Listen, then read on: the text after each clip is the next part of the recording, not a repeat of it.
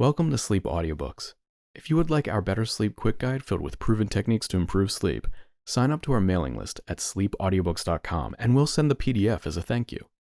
Subscribing and leaving a comment helps this channel more than you know, so please feel free to offer suggestions for future audiobooks or to just say hi. Thank you for listening. We hope you have an excellent night's sleep. This is Sleep Audiobooks.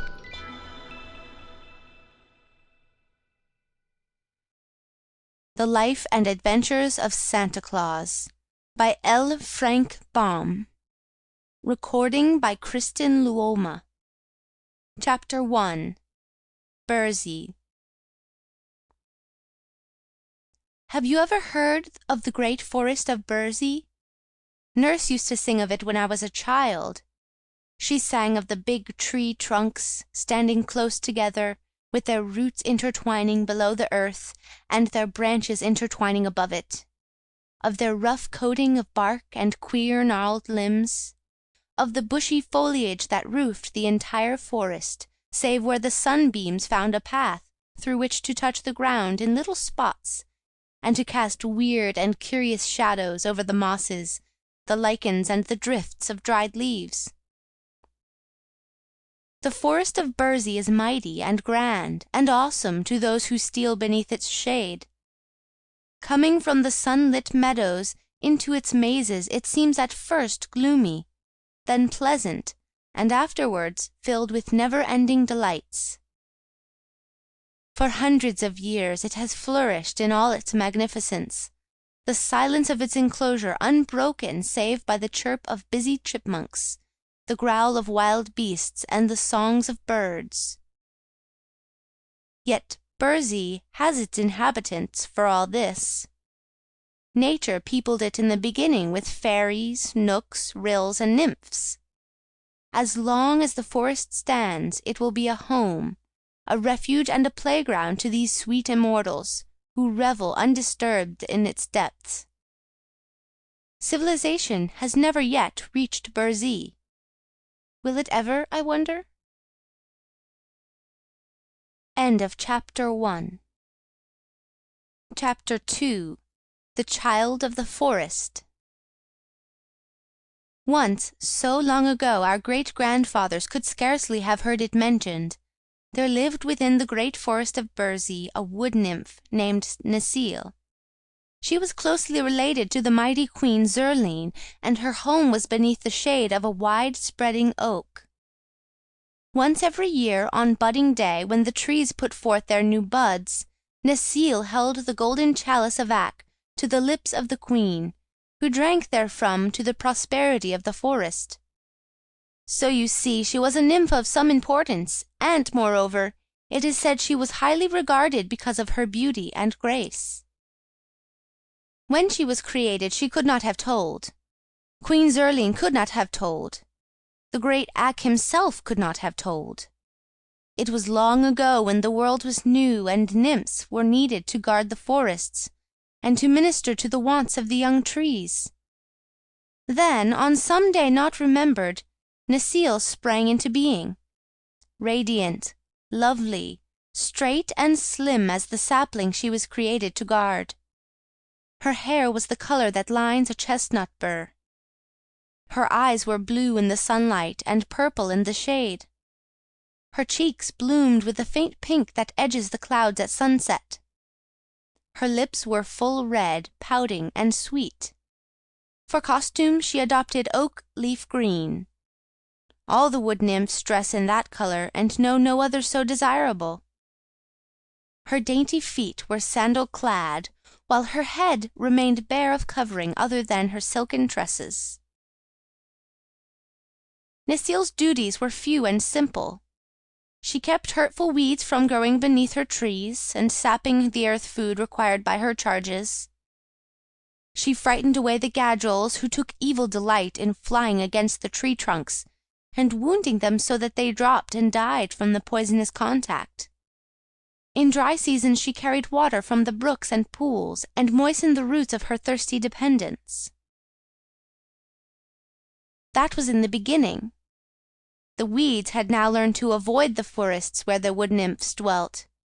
The loathsome gadrils, no longer dared come nigh. The trees had become old and sturdy, and could bear the drought better than when fresh sprouted. So Necile's duties were lessened, and time grew laggard, while succeeding years became more tiresome and uneventful than the nymph's joyous spirit loved. Truly the forest dwellers did not lack amusement. Each full moon they danced in the royal circle of the queen. There were also the Feast of Nuts, the Jubilee of Autumn Tintings, the solemn ceremony of leaf-shedding, and the revelry of Budding Day. But these periods of enjoyment were far apart, and left many weary hours between. That a wood-nymph should grow discontented was not thought of by Necile's sisters. It came upon her only after many years of brooding. But when once she had settled in her mind that life was irksome, she had no patience with her condition, and longed to do something of real interest, and to pass her days in ways hitherto undreamed of by forest nymphs. The law of the forest alone restrained her from going forth in search of adventure. While this mood lay heavy upon pretty Necile, it chanced that the great Ak visited the forest of Burzee, and allowed the wood-nymphs, as was their wont, to lie at his feet and listen to the words of wisdom that fell from his lips. Ak is the master woodsman of the world. He sees everything, and knows more than the sons of men. That night he held the queen's hand, for he loved the nymphs as a father loves his children, and Necile lay at his feet with many of her sisters, and earnestly hearkened as he spoke. "We live so happily, my fair ones, in our forest glades," said Ak, stroking his grizzled beard thoughtfully, "that we know nothing of the sorrow and misery that fall to the lot of those poor mortals who inhabit the open spaces of the earth.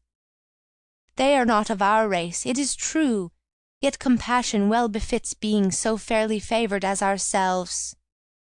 Often as I pass by the dwelling of some suffering mortal, I am tempted to stop and banish the poor thing's misery. Yet suffering, in moderation, is the natural lot of mortals, and it is not our place to interfere with the laws of nature." "Nevertheless," said the fair queen, nodding her golden head at the master woodsman, "it would not be a vain guess that Ak has often assisted these hapless mortals." Ak smiled.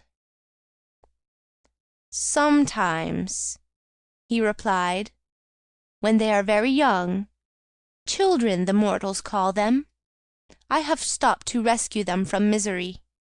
The men and women I dare not interfere with, they must bear the burdens nature has imposed upon them. But the helpless infants, the innocent children of men, have a right to be happy until they become full grown and able to bear the trials of humanity. So I feel I am justified in assisting them. Not long ago, a year maybe, I found 4 poor children huddled in a wooden hut, slowly freezing to death. Their parents had gone to a neighbouring village for food, and had left a fire to warm their little ones while they were absent. But a storm arose and drifted the snow in their path, so they were long on the road. Meantime the fire went out, and the frost crept into the bones of the waiting children." "Poor things!" murmured the queen softly. "What did you do?" "I called Nelko, bidding him fetch wood from my forests, and breathe upon it until the fire blazed again, and warmed the little room where the children lay. Then they ceased shivering, and fell asleep until their parents came." "I am glad you did thus," said the good queen, beaming upon the master. And Necile, who had eagerly listened to every word, echoed in a whisper, "I too am glad."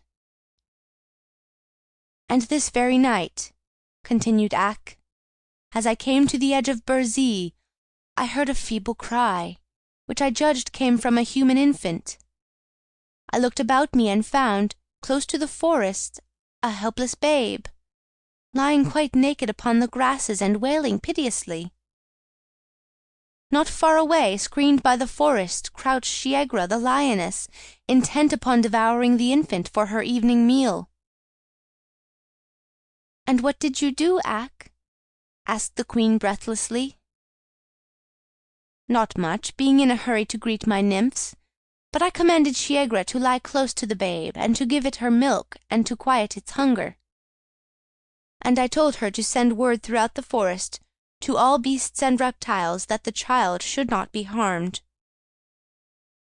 "I am glad you did thus," said the good queen again, in a tone of relief.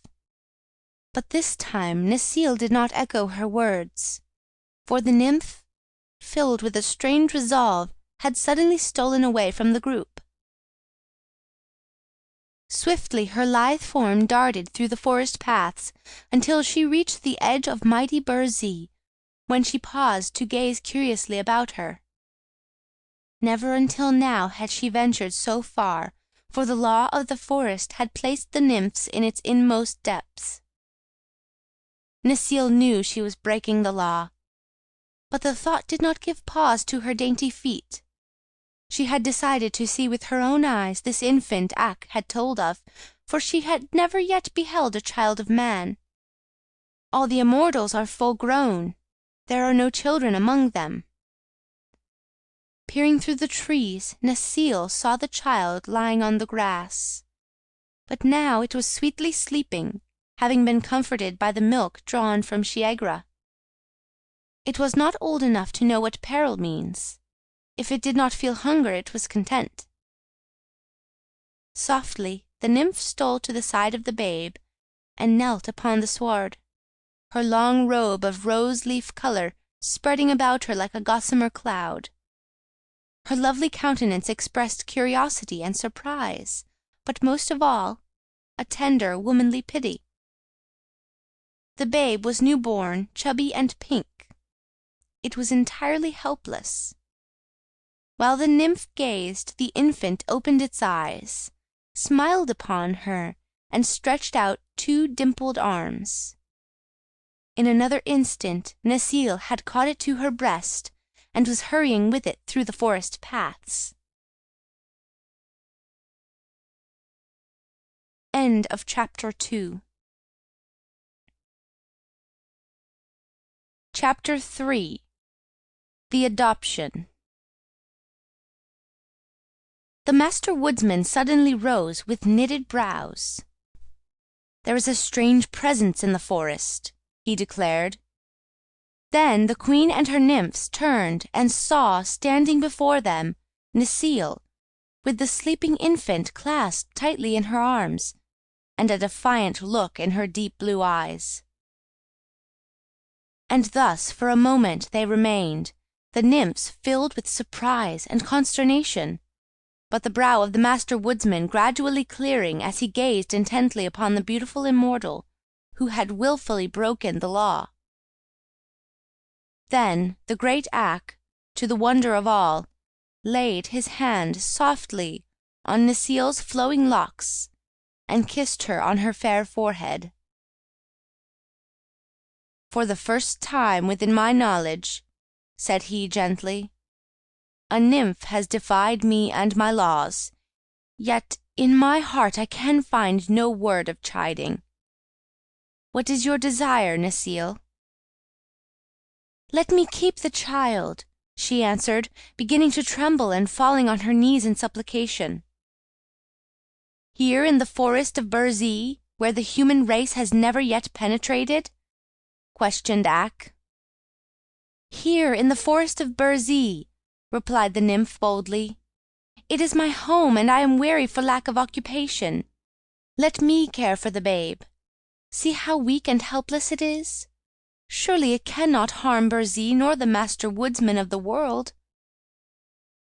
"But the law, child, the law," cried Ak sternly. "The law is made by the Master Woodsman," returned Necile. "If he bids me care for the babe he himself has saved from death, who in all the world dare oppose me?" Queen Zurline, who had listened intently to this conversation, clapped her pretty hands gleefully at the nymph's answer. "You are fairly trapped, O Ak," she exclaimed, laughing. "Now, I pray you, give heed to Necile's petition." The woodsman, as was his habit when in thought, stroked his grizzled beard slowly. Then he said, "She shall keep the babe, and I will give it my protection. But I warn you all that as this is the first time I have relaxed the law, so shall it be the last time.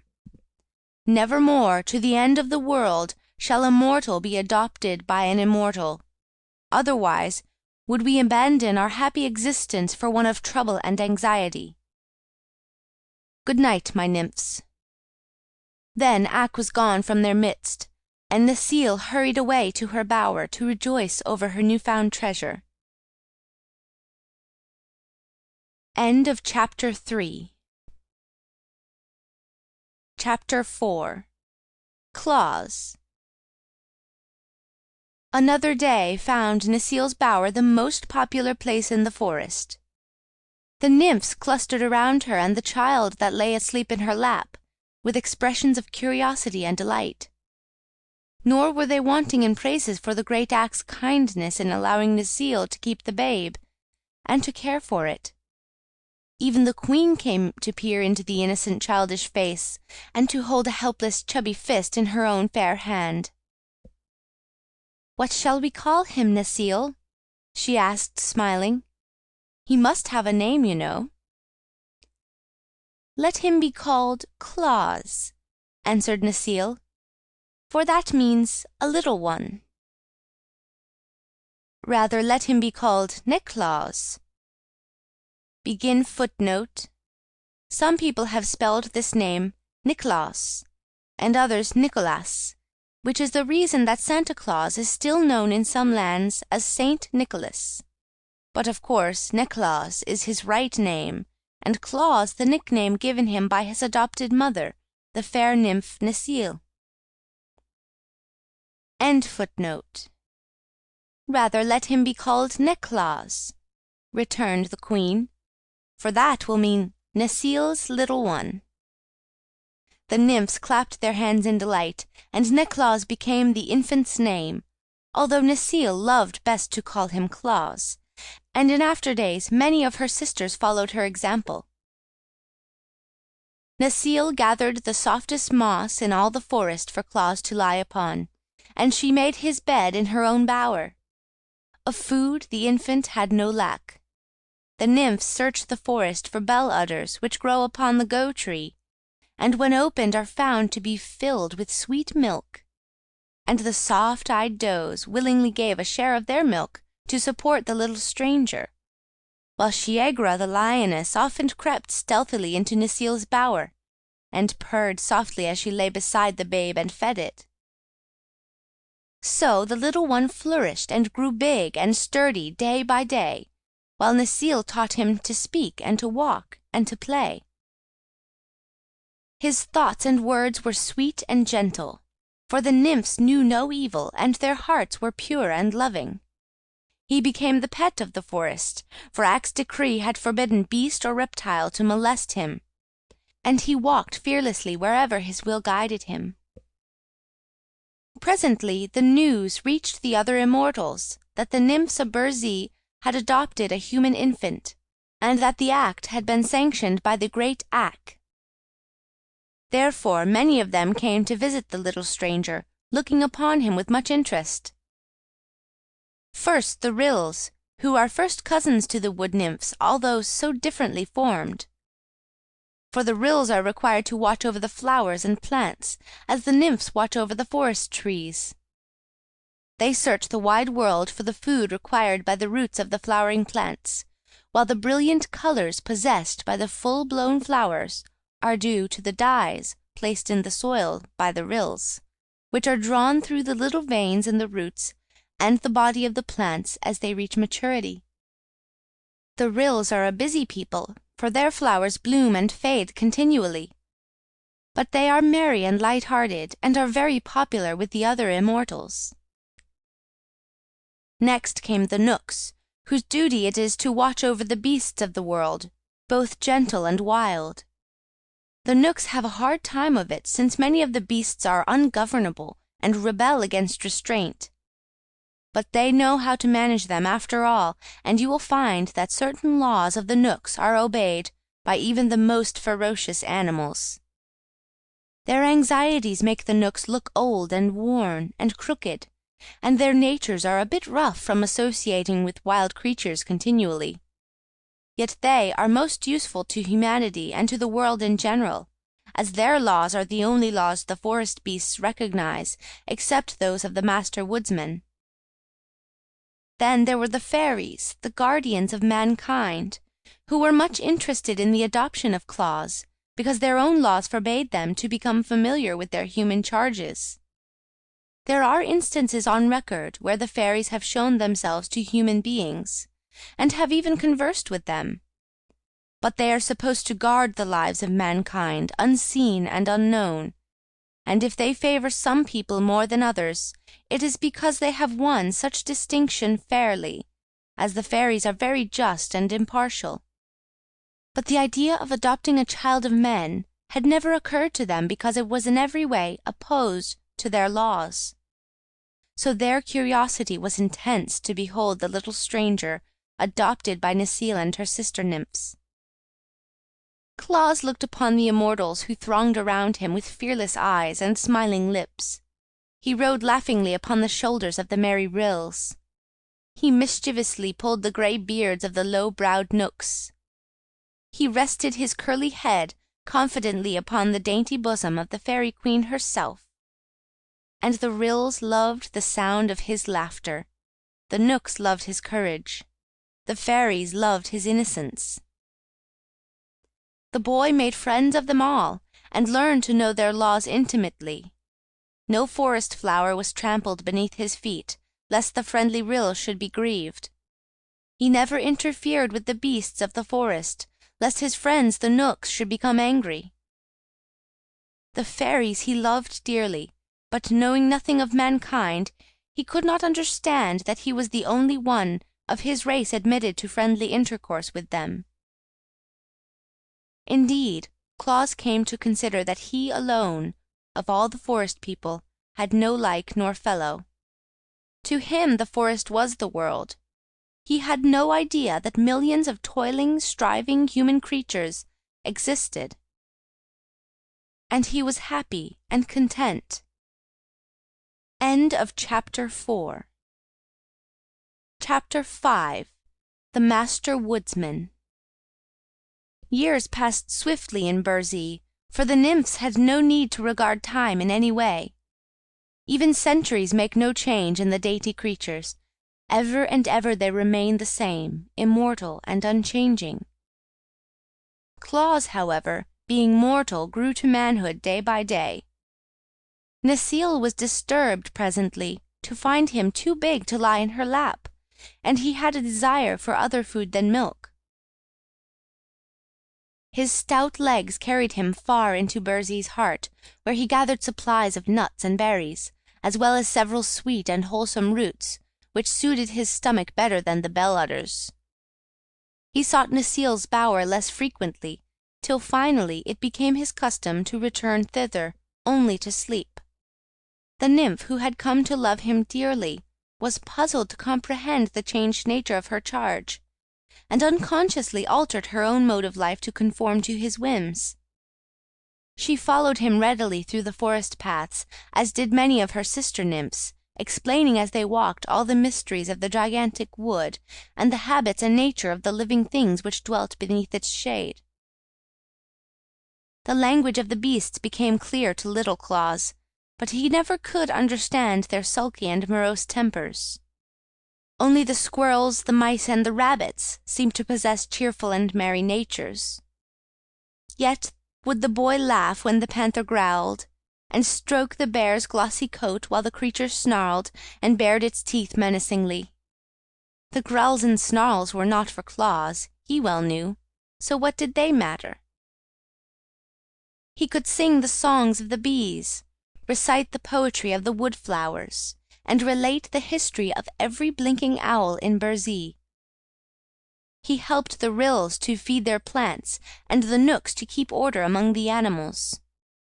The little immortals regarded him as a privileged person, being especially protected by Queen Zurline and her nymphs, and favoured by the great Ak himself. One day, the Master Woodsman came back to the forest of Burzee. He had visited in turn all his forests throughout the world, and they were many and broad. Not until he entered the glade where the Queen and her nymphs were assembled to greet him, did Ak remember the child he had permitted Necile to adopt. Then he found, sitting familiarly in the circle of lovely immortals, a broad-shouldered, stalwart youth, who, when erect, stood fully as high as the shoulder of the master himself. Ak paused, silent and frowning, to bend his piercing gaze upon Claus. The clear eyes met his own steadfastly, and the woodsman gave a sigh of relief as he marked their placid depths and read the youth's brave and innocent heart. Nevertheless, as Ak sat beside the fair queen, and the golden chalice filled with rare nectar passed from lip to lip, the Master Woodsman was strangely silent and reserved, and stroked his beard many times with a thoughtful motion. With morning he called Claus aside, in kindly fashion, saying, "Bid good-bye for a time to Necile and her sisters, for you shall accompany me on my journey through the world." The venture pleased Claus, who knew well the honour of being companion of the Master Woodsman of the world. But Necile wept for the first time in her life, and clung to the boy's neck as if she could not bear to let him go. The nymph who had mothered this sturdy youth was still as dainty, as charming and beautiful as when she had dared to face Ak with the babe clasped to her breast. Nor was her love less great. Ak beheld the two clinging together, seemingly as brother and sister to one another, and again he wore his thoughtful look. End of Chapter 5. Chapter 6. Claus Discovers Humanity, by L. Frank Baum. Taking Claus to a small clearing in the forest, the master said, "Place your hand upon my girdle, and hold fast while we journey through the air, for now we shall encircle the world and look upon many of the haunts of those men from whom you are descended." These words caused Claus to marvel, for until now he had thought himself the only one of his kind upon the earth. Yet in his silence he grasped firmly the girdle of the great Ak, his astonishment forbidding speech. Then the vast forest of Burzee seemed to fall away from their feet, and the youth found himself passing swiftly through the air at a great height. Ere long there were spires beneath them, while buildings of many shapes and colours met their downward view. It was a city of men, and Ak, pausing to descend, led Claus to its enclosure. Said the master, "So long as you hold fast to my girdle you will remain unseen by all mankind, though seeing clearly yourself. To release your grasp will be to separate yourself forever from me and your home in Burzee. One of the first laws of the forest is obedience, and Claus had no thought of disobeying the master's wish. He clung fast to the girdle and remained invisible. Thereafter, with each moment passed in the city, the youth's wonder grew. He, who had supposed himself created differently from all others, now found the earth swarming with creatures of his own kind. "Indeed," said Ak, "the immortals are few, but the mortals are many." Claus looked earnestly upon his fellows. There were sad faces, gay and reckless faces, pleasant faces, anxious faces, and kindly faces, all mingled in puzzling disorder. Some worked at tedious tasks, some strutted in impudent conceit. Some were thoughtful and grave, while others seemed happy and content. Men of many natures there were, as everywhere, and Claus found much to please him and much to make him sad. But especially he noted the children, first curiously, then eagerly, then lovingly. Ragged little ones rolled in the dust of the streets, playing with scraps and pebbles. Other children, gaily dressed, were propped upon cushions and fed with sugar plums. Yet the children of the rich were not happier than those playing with the dust and pebbles, it seemed to Claus. "Childhood is the time of man's greatest content," said Ak, following the youth's thoughts. "'Tis during these years of innocent pleasure that the little ones are most free from care." "Tell me," said Claus, "why do not all these babies fare alike?" "Because they are born in both cottage and palace," returned the master. "The difference in the wealth of the parents determines the lot of the child. Some are carefully tended and clothed in silks and dainty linen. Others are neglected and covered with rags. Yet all seem equally fair and sweet," said Claus thoughtfully. "While they are babes, yes," agreed Ak. "Their joy is in being alive, and they do not stop to think. In after years the doom of mankind overtakes them, and they find they must struggle and worry, work and fret, to gain the wealth that is so dear to the hearts of men. Such things are unknown in the forest where you were reared." Claus was silent a moment. Then he asked, "Why was I reared in the forest among those who are not of my race?" Then Ak, in gentle voice, told him the story of his babyhood, how he had been abandoned at the forest's edge and left prey to wild beasts, and how the loving nymph Necile had rescued him and brought him to manhood under the protection of the immortals. "Yet I am not of them," said Claus musingly. "You are not of them," returned the woodsman. "The nymph who cared for you as a mother seems now like a sister to you. By and by, when you grow old and gray, she will seem like a daughter. Yet another brief span and you will be but a memory, while she remains Necile." "Then why, if man must perish, is he born?" demanded the boy. "Everything perishes except the world itself and its keepers," answered Ak. "But while life lasts, everything on earth has its use. The wise seek ways to be helpful to the world, for the helpful ones are sure to live again." Much of this Claus failed to understand fully, but a longing seized him to become helpful to his fellows, and he remained grave and thoughtful while they resumed their journey. They visited many dwellings of men in many parts of the world, watching farmers toil in the fields, warriors dash into cruel fray, and merchants exchange their goods for bits of white and yellow metal. And everywhere the eyes of Claus sought out the children in love and pity, for the thought of his own helpless babyhood was strong within him, and he yearned to give help to the innocent little ones of his race, even as he had been succored by the kindly nymph. Day by day the master woodsman and his pupil traversed the earth, Ak speaking but seldom to the youth, who clung steadfastly to his girdle, but guiding him into all places where he might become familiar with the lives of human beings. And at last they returned to the grand old forest of Burzee, where the master set Claus down within the circle of nymphs, among whom the pretty Necile anxiously awaited him.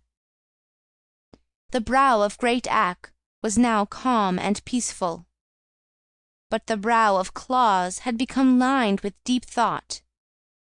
Necile sighed at the change in her foster son, who until now had been ever joyous and smiling, and the thought came to her that never again would the life of the boy be the same as before this eventful journey with the master. End of chapter 6.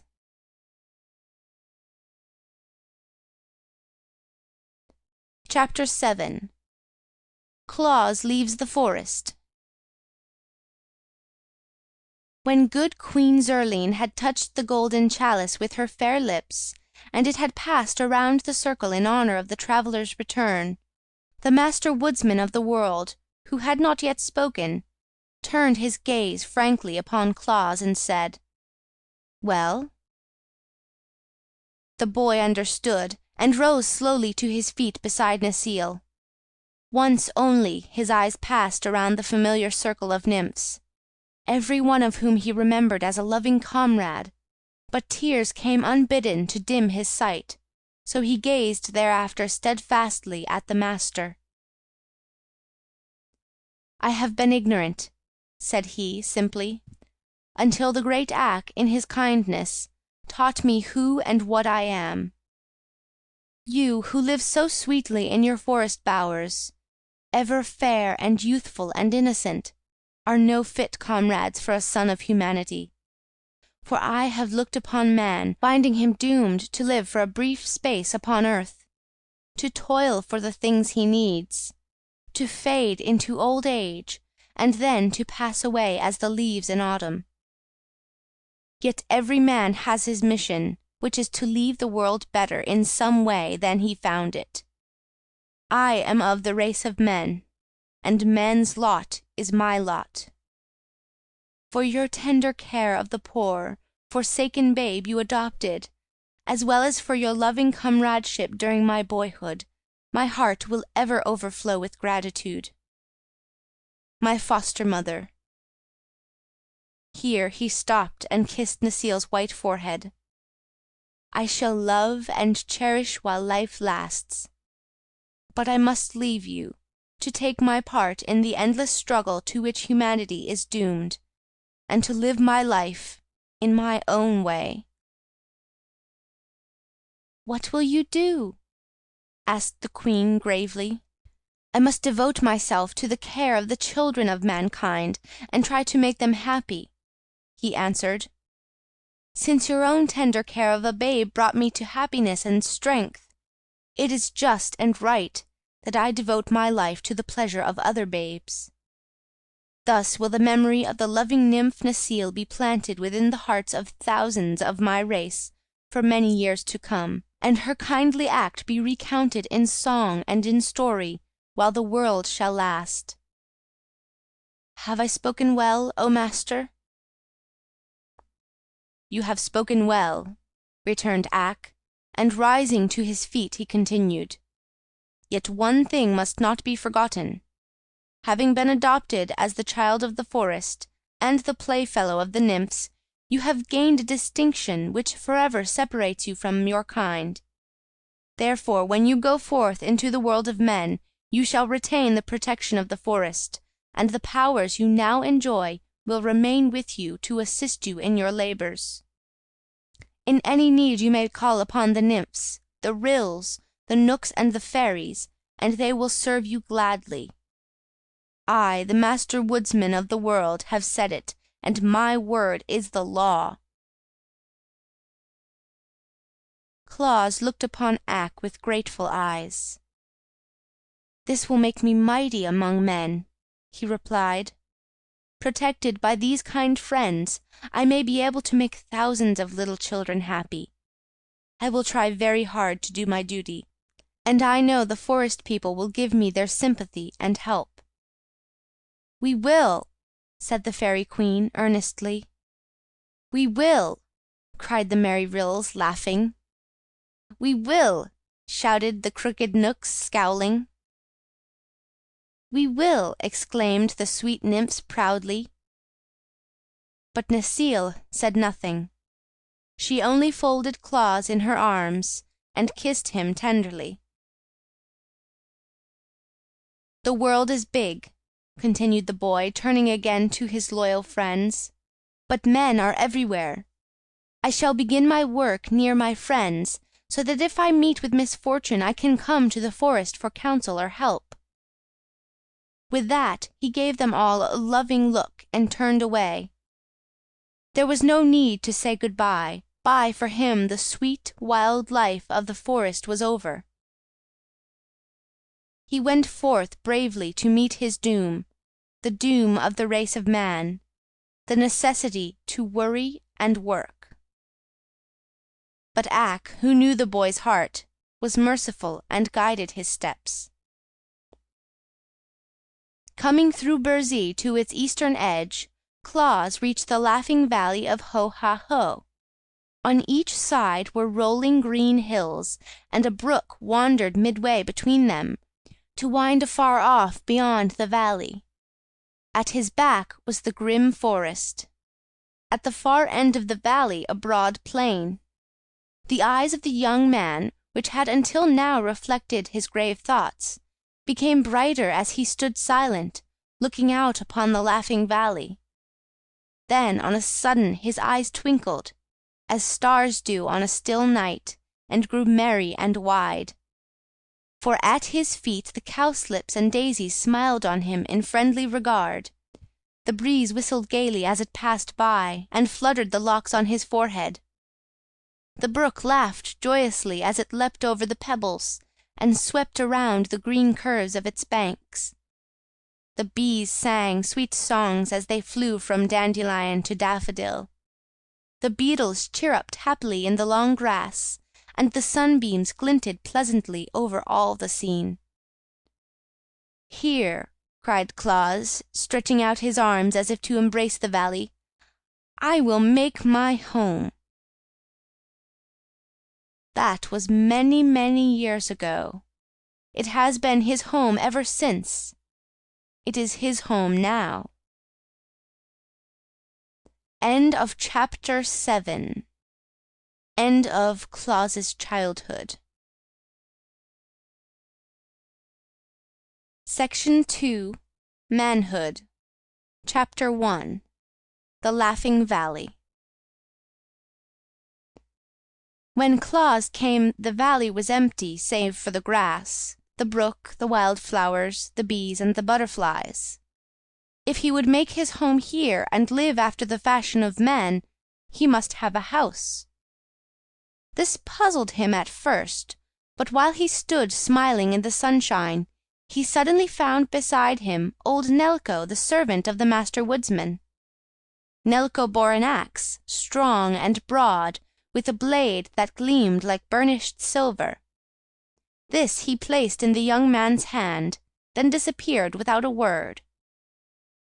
Claus understood, and turning to the forest's edge, he selected a number of fallen tree trunks, which he began to clear of their dead branches. He would not cut into a living tree.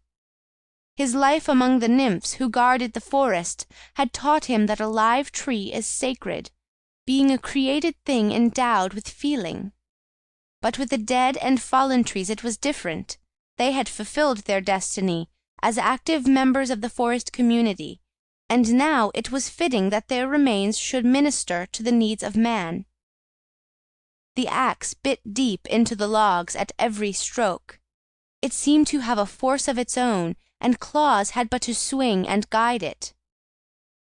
When shadows began creeping over the green hills to lie in the valley overnight, the young man had chopped many logs into equal lengths and proper shapes for building a house such as he had seen the poorer classes of men inhabit. Then, resolving to await another day before he tried to fit the logs together, Claus ate some of the sweet roots he well knew how to find, drank deeply from the laughing brook, and lay down to sleep on the grass, first seeking a spot where no flowers grew, lest the weight of his body should crush them. And while he slumbered and breathed in the perfume of the wondrous valley, the spirit of happiness crept into his heart and drove out all terror and care and misgivings. Never more would the face of Claus be clouded with anxieties. Never more would the trials of life weigh him down as with a burden. The Laughing Valley had claimed him for its own. Would that we all might live in that delightful place! But then, maybe it would become overcrowded. For ages it had awaited a tenant. Was it chance that led young Claus to make his home in this happy vale? Or may we guess that his thoughtful friends, the immortals, had directed his steps when he wandered away from Burzee to seek a home in the great world? Certain it is that while the moon peered over the hilltop and flooded with its soft beams the body of the sleeping stranger, the Laughing Valley was filled with the queer, crooked shapes of the friendly Knooks. These people spoke no words, but worked with skill and swiftness. The logs Claus had trimmed with his bright axe were carried to a spot beside the brook, and fitted one upon another, and during the night a strong and roomy dwelling was built. The birds came sweeping into the valley at daybreak, and their songs, so seldom heard in the deep wood, aroused the stranger. He rubbed the web of sleep from his eyelids and looked around. The house met his gaze. "I must thank the Knooks for this," said he gratefully. Then he walked to his dwelling and entered at the doorway. A large room faced him, having a fireplace at the end and a table and bench in the middle. Beside the fireplace was a cupboard. Another doorway was beyond. Claus entered here also, and saw a smaller room with a bed against the wall and a stool set near a small stand. On the bed were many layers of dried moss brought from the forest. "Indeed, it is a palace!" exclaimed the smiling Claus. "I must thank the good Knooks again for their knowledge of man's needs, as well as for their labors in my behalf."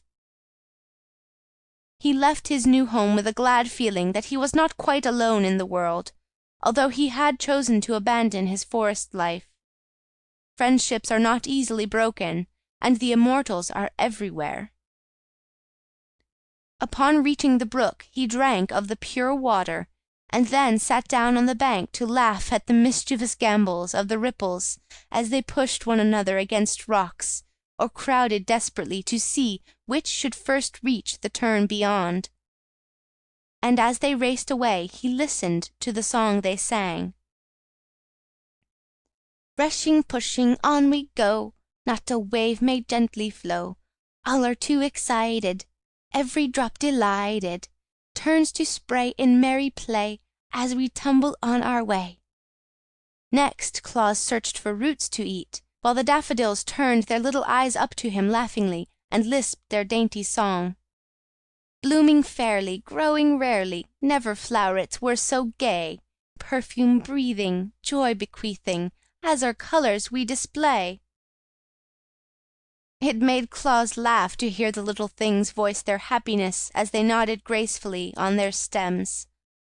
But another strain caught his ear as the sunbeams fell gently across his face and whispered, "Here is gladness that our rays warm the valley through the days. Here is happiness to give, comfort unto all who live." "Yes," cried Claus in answer, "there is happiness and joy in all things here. The Laughing Valley is a valley of peace and goodwill." He passed the day talking with the ants and beetles and exchanging jokes with the light-hearted butterflies, and at night he lay on his bed of soft moss and slept soundly. Then came the fairies, merry but noiseless, bringing skillets and pots and dishes and pans, and all the tools necessary to prepare food and to comfort a mortal. With these they filled cupboard and fireplace, finally placing a stout suit of wool clothing on the stool by the bedside. When Claus awoke, he rubbed his eyes again and laughed, and spoke aloud his thanks to the fairies and the Master Woodsman who had sent them. With eager joy he examined all his new possessions, wondering what some might be used for. But in the days when he had clung to the girdle of the great Ak and visited the cities of men, his eyes had been quick to note all the manners and customs of the race to which he belonged. So he guessed from the gifts brought by the fairies that the Master had expected him hereafter to live in the fashion of his fellow creatures. "Which means that I must plough the earth and plant corn," he reflected, "so that when winter comes I shall have garnered food in plenty." But as he stood in the grassy valley, he saw that to turn up the earth in furrows would be to destroy hundreds of pretty helpless flowers, as well as thousands of the tender blades of grass, and this he could not bear to do. Therefore he stretched out his arms and uttered a peculiar whistle he had learned in the forest, afterward crying, "Rills of the field flowers, come to me." Instantly a dozen of the queer little rills were squatting upon the ground before him, and they nodded to him in cheerful greeting. Claus gazed upon them earnestly. "Your brothers of the forest," he said, "I have known and loved many years. I shall love you also when we have become friends. To me the laws of the rills, whether those of the forest or of the field, are sacred. I have never wilfully destroyed one of the flowers you tend so carefully. But I must plant grain to use for food during the cold winter, and how am I to do this without killing the little creatures that sing to me so prettily of their fragrant blossoms?" The yellow rill, he who tends the buttercups, made answer, "Fret not, friend Claus, the great Ak has spoken to us of you. There is better work for you in life than to labor for food, and though, not being of the forest, Ak has no command over us, nevertheless we are glad to favor one he loves. Live, therefore, to do the good work you are resolved to undertake. We, the field rills, will attend to your food supplies." After this speech the rills were no longer to be seen, and Claus drove from his mind the thought of tilling the earth. When next he wandered back to his dwelling, a bowl of fresh milk stood upon the table. Bread was in the cupboard, and sweet honey filled a dish beside it. A pretty basket of rosy apples and new-plucked grapes were also awaiting him. He called out, "Thanks, my friends," to the invisible rills, and straightway began to eat of the food. Thereafter, when hungry, he had but to look into the cupboard to find goodly supplies brought by the kindly rills, and the knooks cut and stacked much wood for his fireplace, and the fairies brought him warm blankets and clothing. So began his life in the Laughing Valley, with the favor and friendship of the immortals to minister to his every want. End of Chapter 1. Chapter 2. How Claus Made the First Toy. Truly our Claus had wisdom, for his good fortune but strengthened his resolve to befriend the little ones of his own race. He knew his plan was approved by the immortals, else they would not have favored him so greatly. So he began at once to make acquaintance with mankind. He walked through the valley to the plain beyond, and crossed the plain in many directions to reach the abodes of men. These stood singly or in groups of dwellings called villages, and in nearly all the houses, whether big or little, Claus found children. The youngsters soon came to know his merry laughing face, and the kind glance of his bright eyes, and the parents, while they regarded the young man with some scorn for loving children more than their elders, were content that the girls and boys had found a playfellow who seemed willing to amuse them. So the children romped and played games with Claus, and the boys rode upon his shoulders, and the girls nestled in his strong arms, and the babies clung fondly to his knees. Wherever the young man chanced to be, the sound of childish laughter followed him. And to understand this better, you must know that children were much neglected in those days, and received little attention from their parents, so that it became to them a marvel that so goodly a man as Claus devoted his time to making them happy. And those who knew him were, you may be sure, very happy indeed. The sad faces of the poor and abused grew bright for once.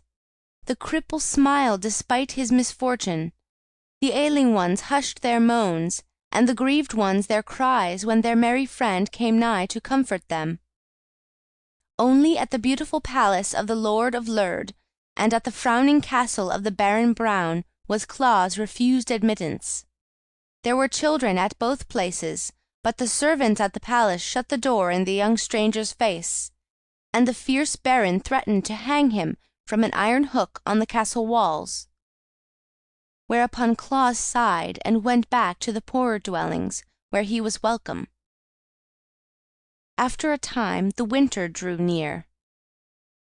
The flowers lived out their lives and faded and disappeared. The beetles burrowed far into the warm earth, and the butterflies deserted the meadows, and the voice of the brook grew hoarse, as if it had taken cold. One day snowflakes filled all the air in the Laughing Valley, dancing boisterously toward the earth, and clothing in pure white raiment the roof of Claus's dwelling. At night Jack Frost rapped at the door. "Come in," cried Claus. "Come out," answered Jack, "for you have fire inside." So Claus came out. He had known Jack Frost in the forest, and liked the jolly rogue, even while he mistrusted him. "There will be rare sport for me tonight, Claus," shouted the sprite. "Isn't this glorious weather? I shall nip scores of noses and ears and toes before daybreak." "If you love me, Jack, spare the children," begged Claus. "And why?" asked the other in surprise. "They are tender and helpless," answered Claus. "But I love to nip the tender ones," declared Jack. "The older ones are tough and tire my fingers." "The young ones are weak and cannot fight you," said Claus. "True," agreed Jack thoughtfully. "Well, I will not pinch a child this night if I can resist the temptation," he promised. "Good night, Claus." "Good night." The young man went in and closed the door, and Jack Frost ran on to the nearest village. Claus threw a log on the fire, which burned up brightly. Beside the hearth sat Blinky, a big cat given him by Peter the Knook. Her fur was soft and glossy, and she purred never-ending songs of contentment.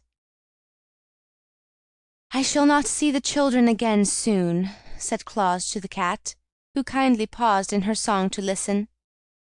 "The winter is upon us, the snow will be deep for many days, and I shall be unable to play with my little friends." The cat raised a paw and stroked her nose thoughtfully, but made no reply. So long as the fire burned and Claus sat in his easy chair by the hearth, she did not mind the weather. So passed many days and many long evenings. The cupboard was always full, but Claus became weary with having nothing to do more than to feed the fire from the big woodpile the Knooks had brought him. One evening he picked up a stick of wood and began to cut it with his sharp knife. He had no thought, at first, except to occupy his time, and he whistled and sang to the cat as he carved away portions of the stick. Puss sat up on her haunches and watched him, listening at the same time to her master's merry whistle, which she loved to hear even more than her own purring songs. Claus glanced at Puss and then at the stick he was whittling, until presently the wood began to have a shape, and the shape was like the head of a cat, with 2 ears sticking upward. Claus stopped whistling to laugh, and then both he and the cat looked at the wooden image in some surprise. Then he carved out the eyes and the nose, and rounded the lower part of the head so that it rested upon a neck. Puss hardly knew what to make of it now, and sat up stiffly, as if watching with some suspicion what would come next. Claus knew. The head gave him an idea. He plied his knife carefully and with skill, forming slowly the body of the cat, which he made to sit upon its haunches as the real cat did, with her tail wound around her 2 front legs. The work cost him much time, but the evening was long, and he had nothing better to do. Finally, he gave a loud and delighted laugh at the result of his labors, and placed the wooden cat, now completed, upon the hearth opposite the real one. Puss thereupon glared at her image, raised her hair in anger and uttered a defiant mew. The wooden cat paid no attention, and Claus, much amused, laughed again. Then Blinky advanced toward the wooden image to eye it closely and smell of it intelligently. Eyes and nose told her the creature was wood, in spite of its natural appearance. So Puss resumed her seat and her purring, but as she neatly washed her face with her padded paw, she cast more than one admiring glance at her clever master. Perhaps she felt the same satisfaction we feel when we look upon good photographs of ourselves. The cat's master was himself pleased with his handiwork, without knowing exactly why. Indeed, he had great cause to congratulate himself that night, and all the children throughout the world should have joined him rejoicing, for Claus had made his first toy. End of Chapter 2. Chapter 3. How the Ryls Colored the Toys. A hush lay on the Laughing Valley now. Snow covered it like a white spread, and pillows of downy flakes drifted before the dwelling where Claus sat feeding the blaze of the fire. The brook gurgled on beneath a heavy sheet of ice, and all living plants and insects nestled close to Mother Earth to keep warm. The face of the moon was hid by dark clouds, and the wind, delighting in the wintry sport, pushed and whirled the snowflakes in so many directions that they could get no chance to fall to the ground. Claus heard the wind whistling and shrieking in its play, and thanked the good Knooks again for his comfortable shelter. Blinky washed her face lazily, and stared at the coals with a look of perfect content. The toy cat sat opposite the real one, and gazed straight ahead, as toy cats should. Suddenly Claus heard a noise that sounded different from the voice of the wind. It was more like a wail of suffering and despair. He stood up and listened, but the wind, growing boisterous, shook the door and rattled the windows to distract his attention. He waited until the wind was tired, and then, still listening, he heard once more the shrill cry of distress. Quickly he drew on his coat, pulled his cap over his eyes, and opened the door. The wind dashed in and scattered the embers over the hearth, at the same time blowing Blinky's fur so furiously that she crept under the table to escape. Then the door was closed, and Claus was outside, peering anxiously into the darkness. The wind laughed and scolded and tried to push him over, but he stood firm. The helpless flakes stumbled against his eyes and dimmed his sight, but he rubbed them away and looked again. Snow was everywhere, white and glittering. It covered the earth and filled the air. The cry was not repeated. Claus turned to go back into the house, but the long wind caught him unawares, and he stumbled and fell across a snowdrift. His hand plunged into the snowdrift and touched something that was not snow. This he seized, and, pulling it gently toward him, found it to be a child. The next moment he had lifted it in his arms and carried it into the house. The wind followed him through the door, but Claus shut it out quickly. He laid the rescued child on the hearth, and brushing away the snow, he discovered it to be Weekum, the little boy who lived in a house beyond the valley. Claus wrapped a warm blanket around the little one, and rubbed the frost from its limbs. Before long the child opened his eyes, and, seeing where he was, smiled happily.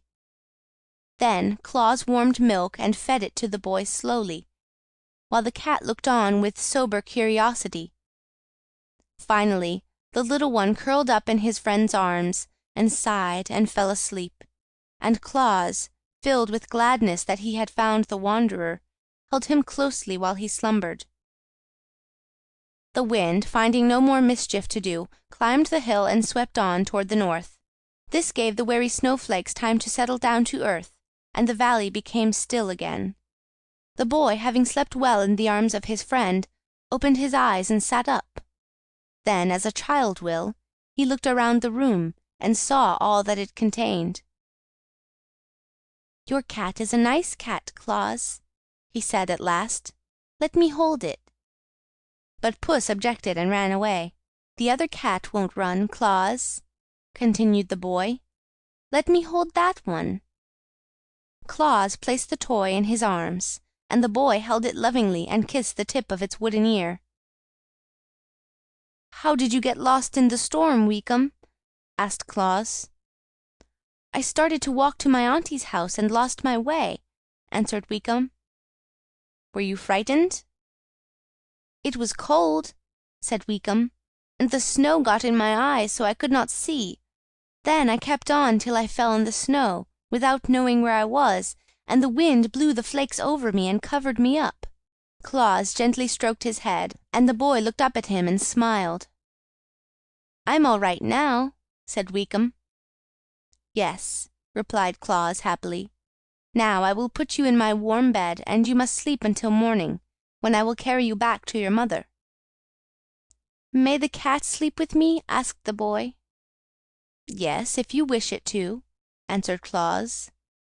"It's a nice cat," Weekum said, smiling, as Claus tucked the blankets around him, and presently the little one fell asleep with the wooden toy in his arms. When morning came, the sun claimed the Laughing Valley and flooded it with its rays, so Claus prepared to take the lost child back to its mother. "May I keep the cat, Claus?" asked Weekum. "It's nicer than real cats. It doesn't run away or scratch or bite. May I keep it?"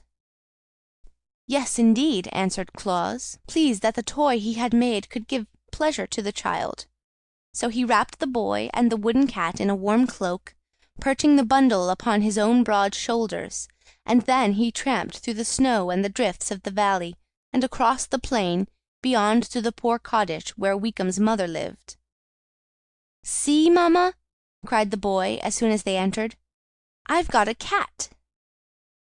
The good woman wept tears of joy over the rescue of her darling, and thanked Claus many times for his kind act. So he carried a warm and happy heart back to his home in the valley. That night he said to Puss, "I believe the children will love the wooden cats almost as well as the real ones, and they can't hurt them by pulling their tails and ears. I'll make another." So this was the beginning of his great work. The next cat was made better than the first. While Claus sat whittling it out, the yellow ryl came in to make him a visit, and so pleased was he with the man's skill that he ran away and brought several of his fellows. There sat the red ryl, the black ryl, the green ryl, the blue ryl, and the yellow ryl in a circle on the floor, while Claus whittled and whistled, and the wooden cat grew into shape. "If it could be made the same color as the real cat, no one would know the difference," said the yellow ryl thoughtfully. "The little ones, maybe, would not know the difference," replied Claus, pleased with the idea. "I will bring you some of the red that I color my roses and tulips with," cried the red ryl, "and then you can make the cat's lips and tongue red." "I will bring some of the green that I color my grasses and leaves with," said the green ryl, "and then you can color the cat's eyes green." "They will need a bit of yellow also," remarked the yellow ryl. "I must fetch some of the yellow that I use to color my buttercups and goldenrods with." "The real cat is black," said the black ryl. "I will bring some of the black that I use to color the eyes of my pansies with, and then you can paint your wooden cat black." "I see you have a blue ribbon around Blinky's neck," added the blue ryl. "I will get some of the color that I used to paint the bluebells and forget-me-nots with, and then you can carve a wooden ribbon on the toy cat's neck and paint it blue." So the ryls disappeared, and by the time Claus had finished carving out the form of the cat, they were all back with the paints and brushes. They made Blinky sit upon the table, that Claus might paint the toy cat just the right color, and when the work was done, the ryls declared it was exactly as good as a live cat. "That is, to all appearances," added the red ryl. Blinky seemed a little offended by the attention bestowed upon the toy, and that she might not seem to approve the imitation cat, she walked to the corner of the hearth and sat down with a dignified air. But Claus was delighted, and as soon as morning came he started out and tramped through the snow, across the valley and the plain until he came to a village. There, in a poor hut near the walls of the beautiful palace of the Lord of Lurd, a little girl lay upon a wretched cot, moaning with pain. Claus approached the child and kissed her and comforted her, and then he drew the toy cat from beneath his coat, where he had hidden it, and placed it in her arms. Ah, how well he felt himself repaid for his labor and his long walk when he saw the little one's eyes grow bright with pleasure. She hugged the kitty tight to her breast as if it had been a precious gem, and would not let it go for a single moment. The fever was quieted, the pain grew less, and she fell into a sweet and refreshing sleep. Claus laughed and whistled and sang all the way home. Never had he been so happy as on that day. When he entered his house, he found Shiegra the lioness awaiting him. Since his babyhood Shiegra had loved Claus, and while he dwelt in the forest she had often come to visit him at Necile's bower. After Claus had gone to live in the Laughing Valley, Shiegra became lonely and ill at ease, and now she had braved the snowdrifts, which all lions abhor, to see him once more. Shiegra was getting old, and her teeth were beginning to fall out, while the hairs that tipped her ears and tail had changed from tawny yellow to white. Claus found her lying on his hearth, and he put his arms around the neck of the lioness and hugged her lovingly. The cat had retired into a far corner. She did not care to associate with Shiegra. Claus told his friend about the cats he had made, and how much pleasure they had given Weekum and the sick girl. Shiegra did not know much about children. Indeed, if she met a child, she could scarcely be trusted not to devour it. But she was interested in Claus's new labors, and said, "These images seem to me very attractive, yet I cannot see why you should make cats, which are very unimportant animals. Suppose, now that I am here, you make the image of a lioness, the queen of all beasts. Then, indeed, your children will be happy, and safe at the same time." Claus thought this was a good suggestion, so he got a piece of wood and sharpened his knife, while Shiegra crouched upon the hearth at his feet. With much care he carved the head in the likeness of the lioness, even to the two fierce teeth that curved over her lower lip, and the deep frowning lines above her wide open eyes. When it was finished, he said, "You have a terrible look, Shiegra." "Then the image is like me," she answered, "for I am indeed terrible to all who are not my friends." Claus now carved out the body, with Shiegra's long tail trailing behind it. The image of the crouching lioness was very lifelike. "It pleases me," said Shiegra, yawning and stretching her body gracefully. "Now I will watch while you paint." He brought the paints the Ryls had given him from the cupboard, and colored the image to resemble the real Shiegra.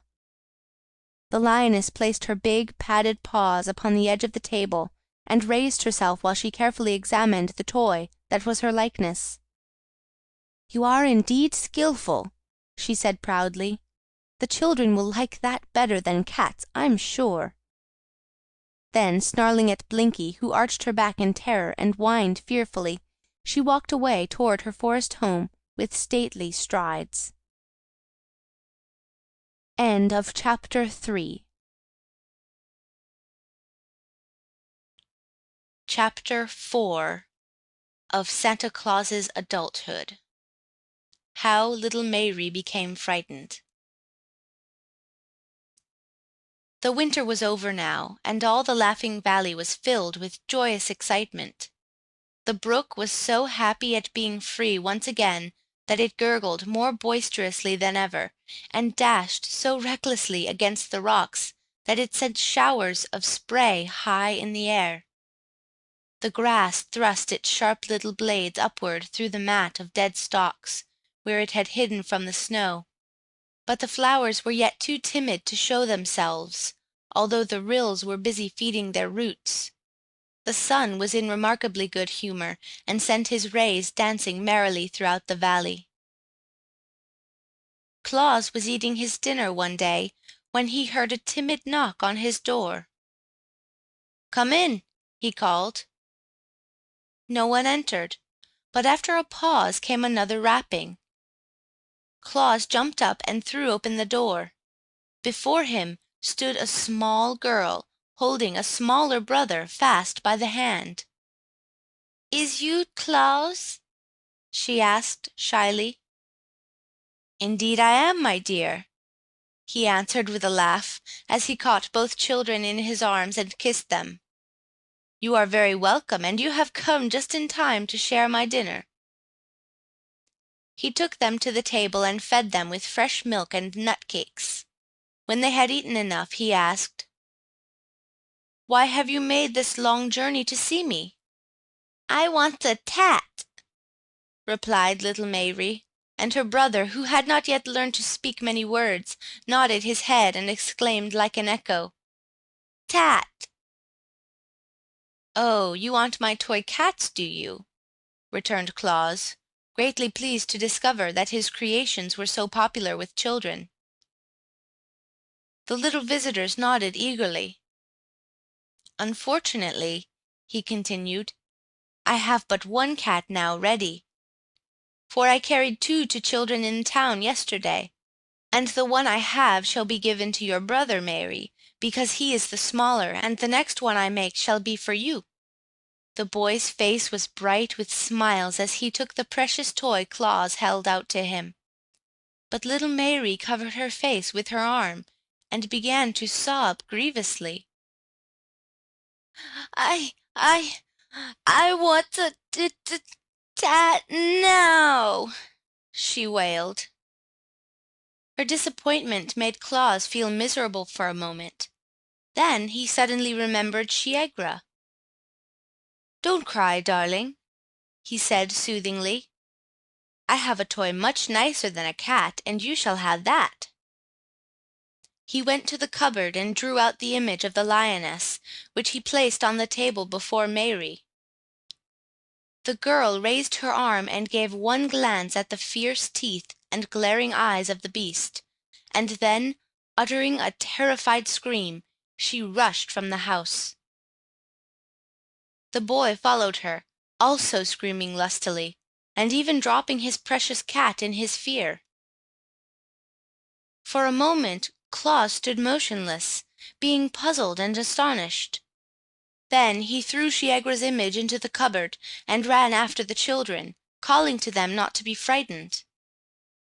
Little Mary stopped in her flight, and her brother clung to her skirt, but they both cast fearful glances at the house until Claus had assured them many times that the beast had been locked in the cupboard. "Yet why were you frightened at seeing it?" he asked. "It is only a toy to play with." "It's bad," said Mary decidedly, and just horrid, and not a bit nice like tats." "Perhaps you are right," returned Claus thoughtfully. "But if you will return with me to the house, I will soon make you a pretty cat." So they timidly entered the house again, having faith in their friend's words, and afterward they had the joy of watching Claus carve out a cat from a bit of wood and paint it in natural colors. It did not take him long to do this, for he had become skillful with his knife by this time, and Mary loved her toy the more dearly because she had seen it made. After his little visitors had trotted away on their journey homeward, Claus sat long in deep thought, and he then decided that such fierce creatures as his friend the lioness would never do as models from which to fashion his toys.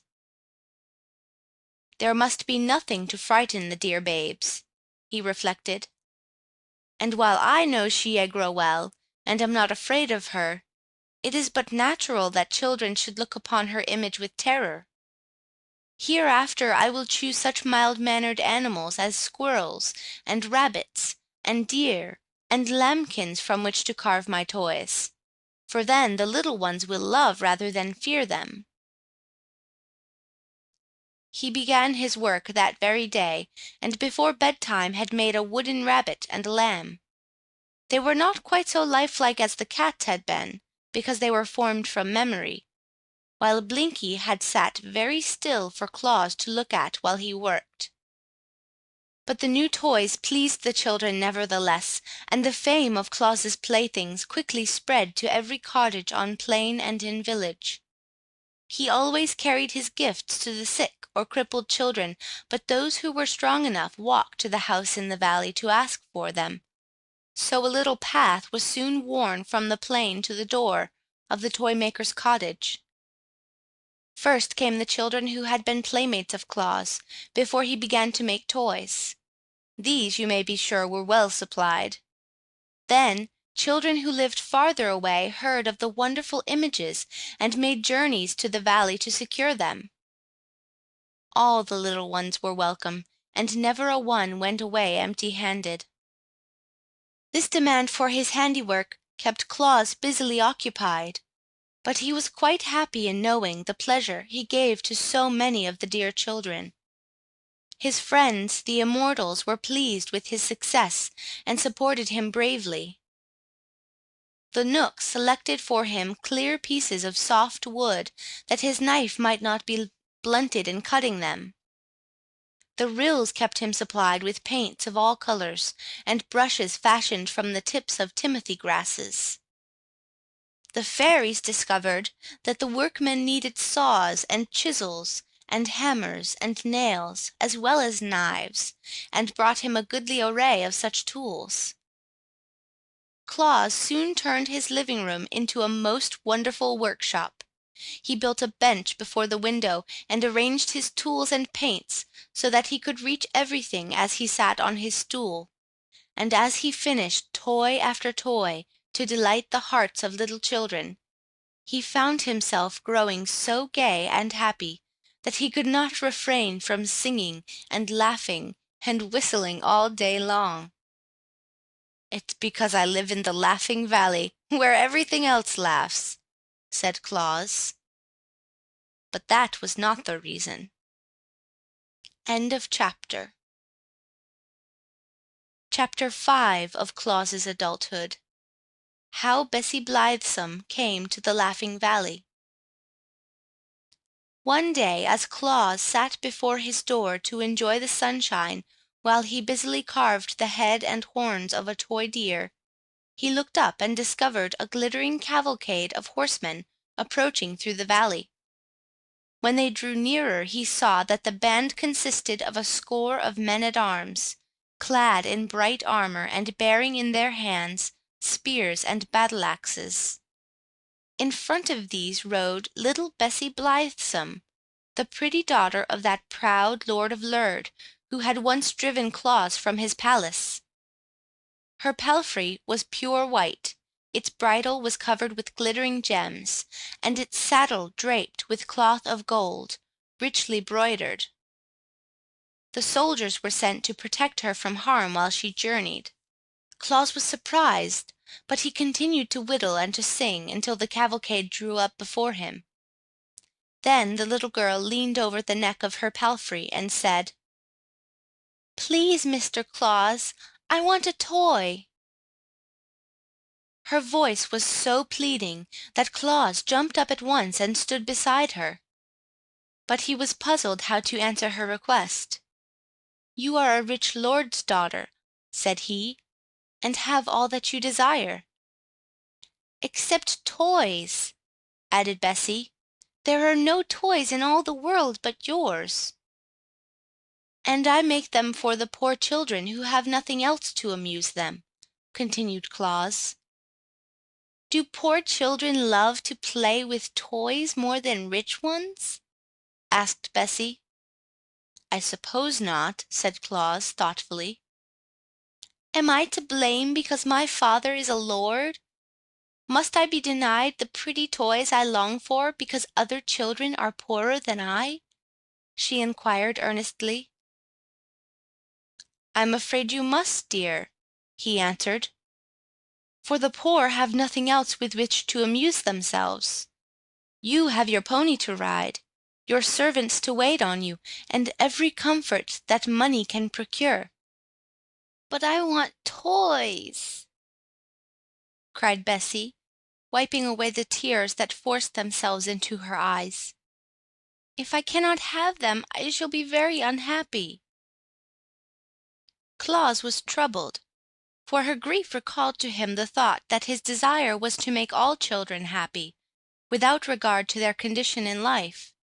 Yet while so many poor children were clamoring for his toys, he could not bear to give one of them to Bessie Blithesome, who had so much already to make her happy.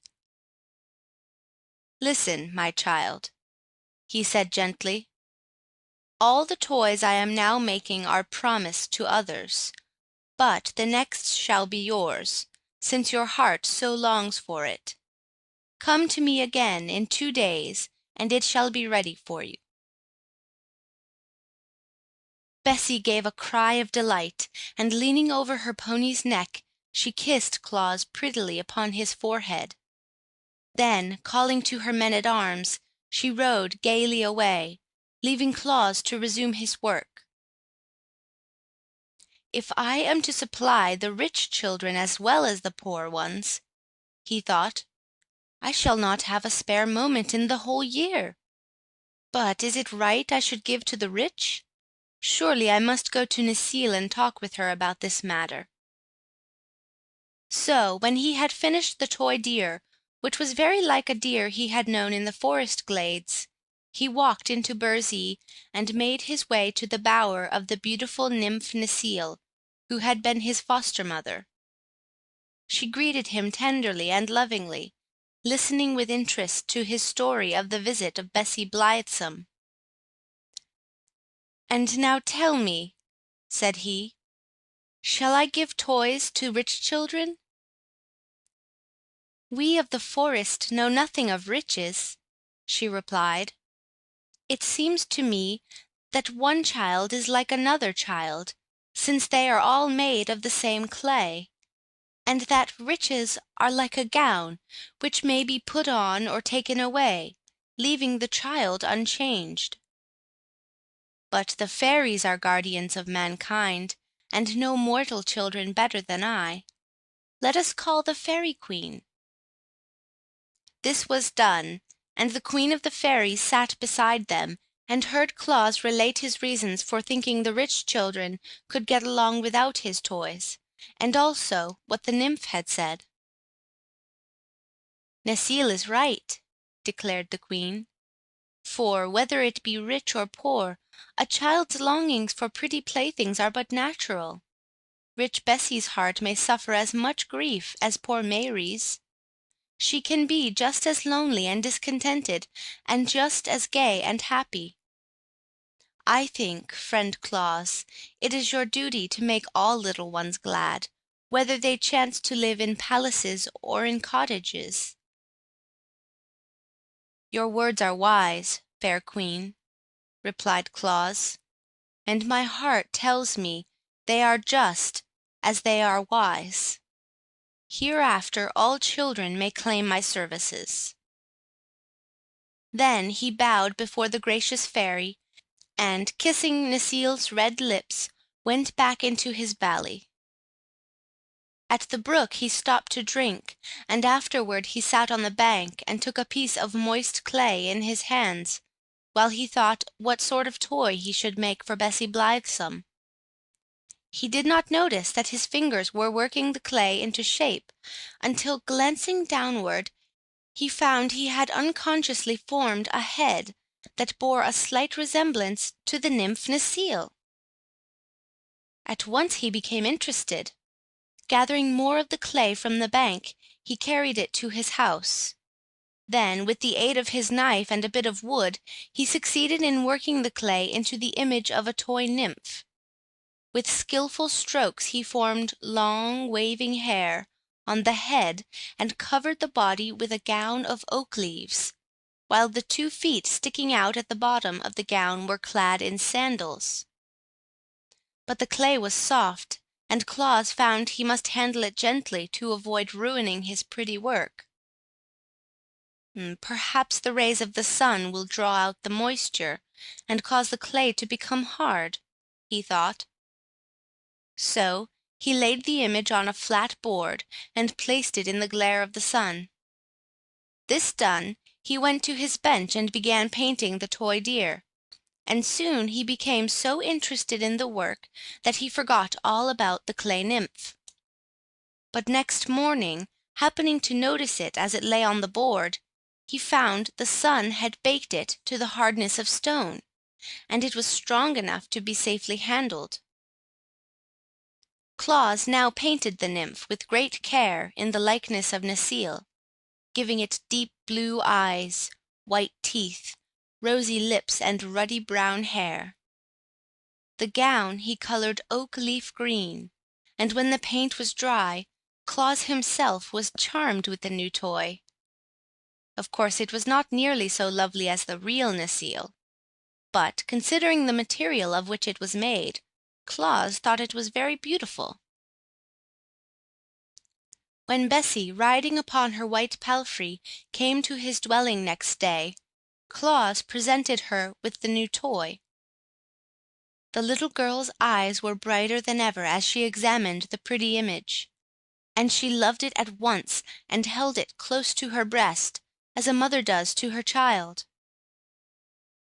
"What is it called, Claus?" she asked. Now, Claus knew that nymphs do not like to be spoken of by mortals, so he could not tell Bessie it was an image of Necile he had given her. But as it was a new toy, he searched his mind for a new name to call it by, and the first word he thought of, he decided would do very well. "It is called a dolly, my dear," he said to Bessie. "I shall call the dolly my baby," returned Bessie, kissing it fondly, "and I shall tend it and care for it just as nurse cares for me. Thank you very much, Claus. Your gift has made me happier than I have ever been before." Then she rode away, hugging the toy in her arms, and Claus, seeing her delight, thought he would make another dolly, better and more natural than the first. He brought more clay from the brook, and remembering that Bessie had called the dolly her baby, he resolved to form this one into a baby's image. That was no difficult task to the clever workman, and soon the baby doll was lying on the board and placed in the sun to dry. Then, with the clay that was left, he began to make an image of Bessie Blithesome herself. This was not so easy, for he found he could not make the silken robe of the lord's daughter out of common clay. So he called the fairies to his aid, and asked them to bring him colored silks with which to make a real dress for the clay image. The fairies set off at once on their errand, and before nightfall they returned with a generous supply of silks and laces and golden threads. Claus now became impatient to complete his new dolly, and instead of waiting for the next day's sun, he placed the clay image upon his hearth and covered it over with glowing coals. By morning, when he drew the dolly from the ashes, it had baked as hard as if it had lain a full day in the hot sun. Now our Claus became a dressmaker as well as a toy maker. He cut the lavender silk and nearly sewed it into a beautiful gown that just fitted the new dolly. And he put a lace collar around its neck and pink silk shoes on its feet. The natural color of baked clay is a light gray, but Claus painted the face to resemble the color of flesh, and he gave the dolly Bessie's brown eyes and golden hair and rosy cheeks.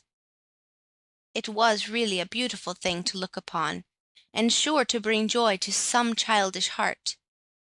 While Claus was admiring it, he heard a knock at his door, and little Mary entered. Her face was sad, and her eyes red with continued weeping. "Why, what has grieved you, my dear?" asked Claus, taking the child in his arms. I've broke my tat," sobbed Mary. "How?" he inquired, his eyes twinkling. I dropped him and broke him's tail off, and then I dropped him and broke off him's ear, and now him's all spoilt." Claus laughed. "Never mind, Mary dear," he said. "How would you like this new dolly instead of a cat?" Mary looked at the silk-robed dolly, and her eyes grew big with astonishment. "Oh, Claus!" she cried, clapping her small hands together with rapture. "Can I have that beautiful lady?" "Do you like it?" he asked. "I love it," said she. "It's better'n tats." "Then take it, dear, and be careful not to break it." Mary took the dolly with a joy that was almost reverent, and her face dimpled with smiles as she started along the path toward home. End of chapter 5.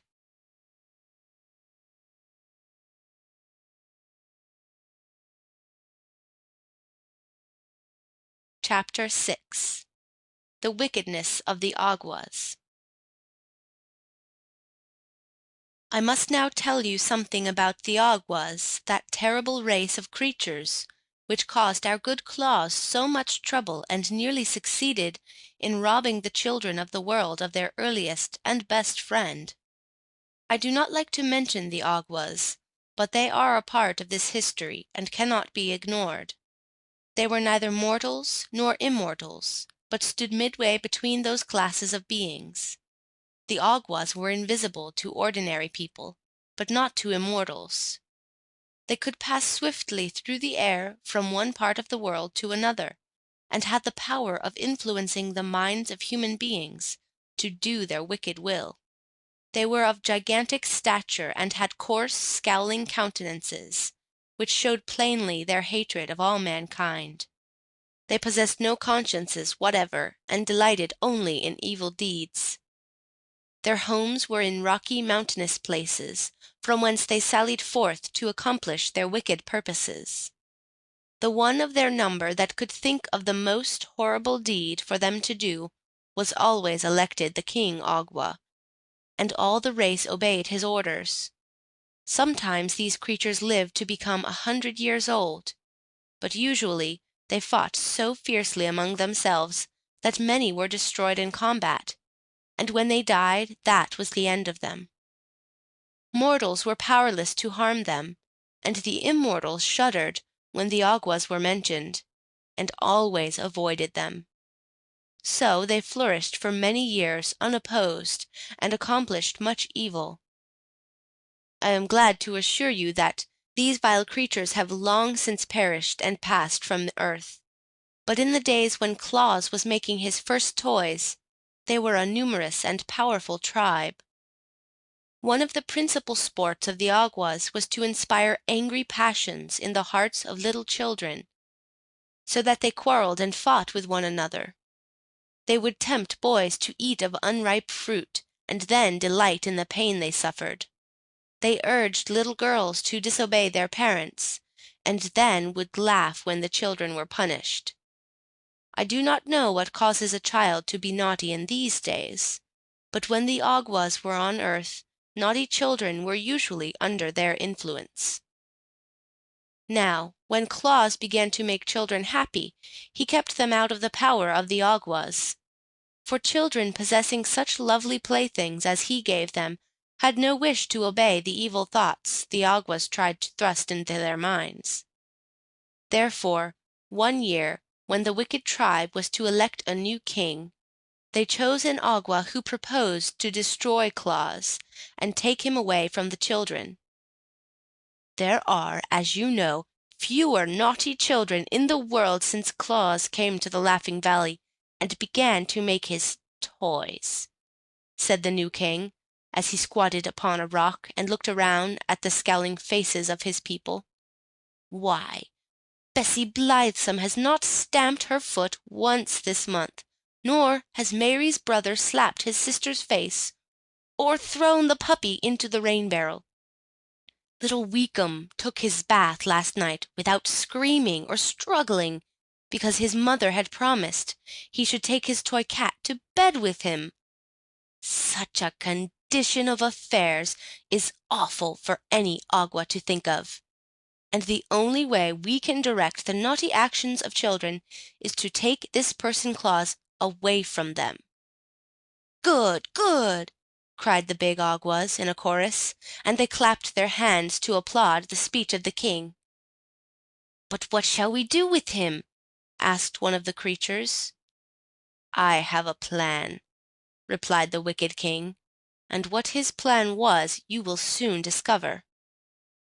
That night Claus went to bed feeling very happy, for he had completed no less than 4 pretty toys during the day, and they were sure, he thought, to make 4 little children happy.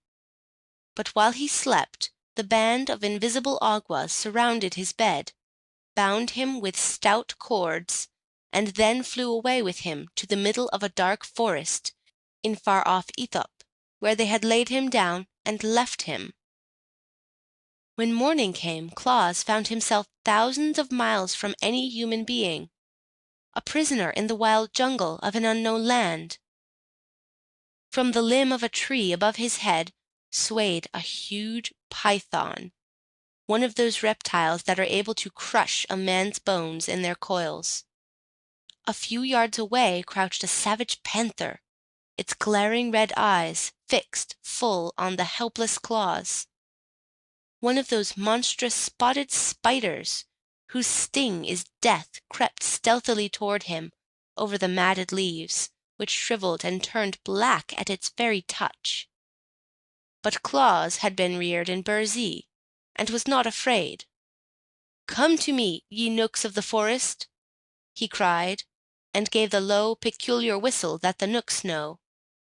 The panther, which was about to spring upon its victim, turned and slunk away.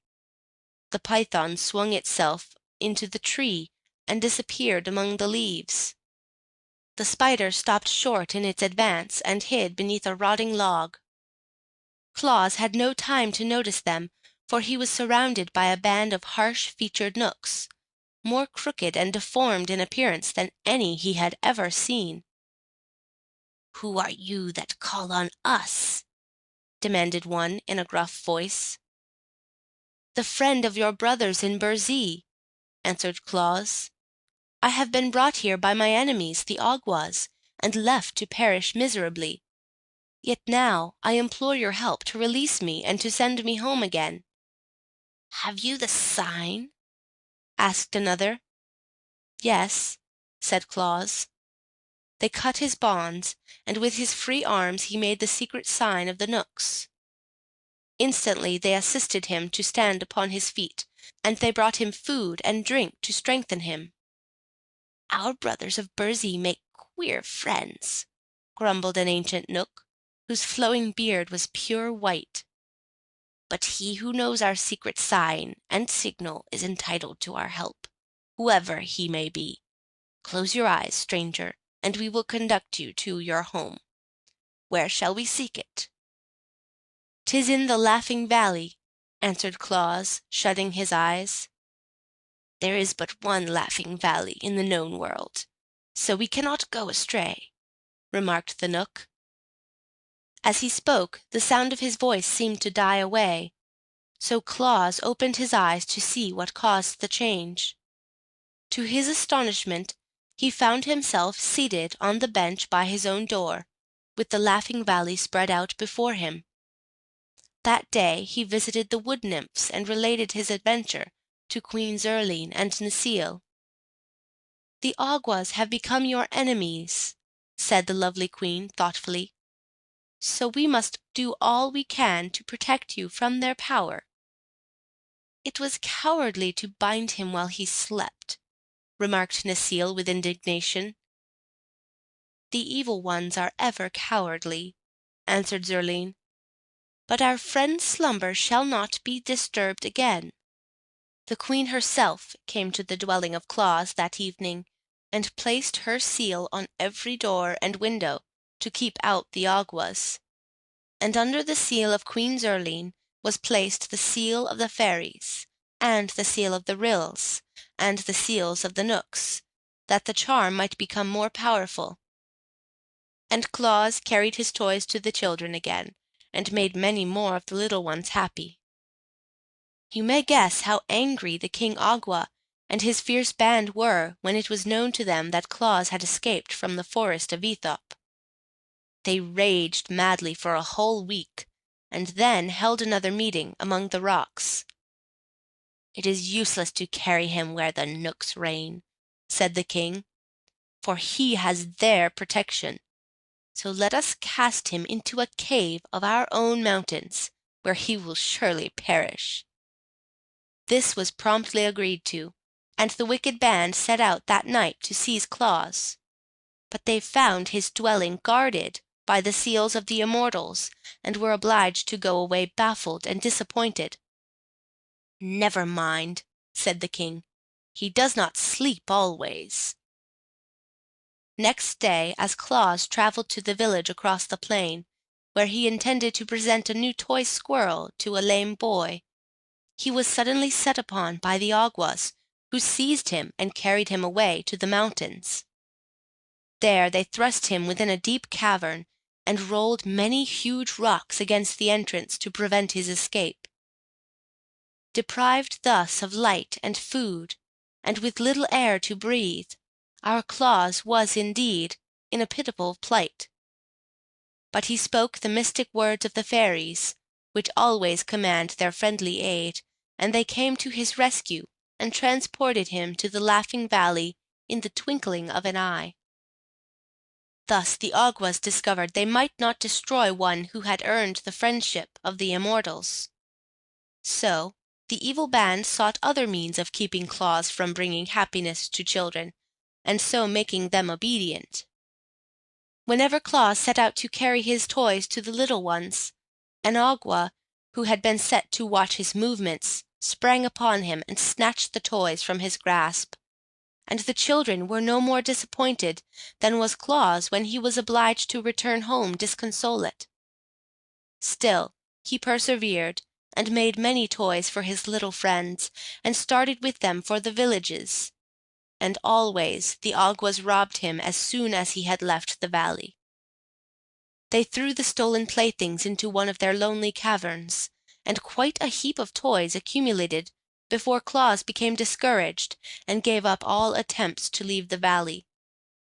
Then children began coming to him, since they found he did not go to them, but the wicked Awgwas flew around them and caused their steps to stray, and the path to become crooked, so never a little one could find a way into the Laughing Valley.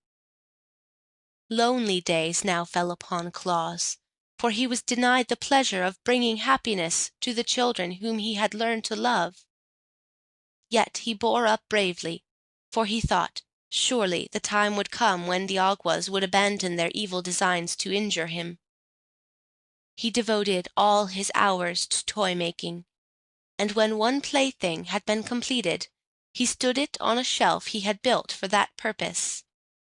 When the shelf became filled with rows of toys, he made another one and filled that also, so that in time he had many shelves filled with gay and beautiful toys, representing horses, dogs, cats, elephants, lambs, rabbits, and deer, as well as pretty dolls of all sizes, and balls and marbles of baked clay painted in gay colors. Often as he glanced at this array of childish treasures, the heart of good old Claus became sad. So greatly did he long to carry the toys to his children. And at last, because he could bear it no longer, he ventured to go to the great Ak, to whom he told the story of his persecution by the Awgwas, and begged the Master Woodsman to assist him.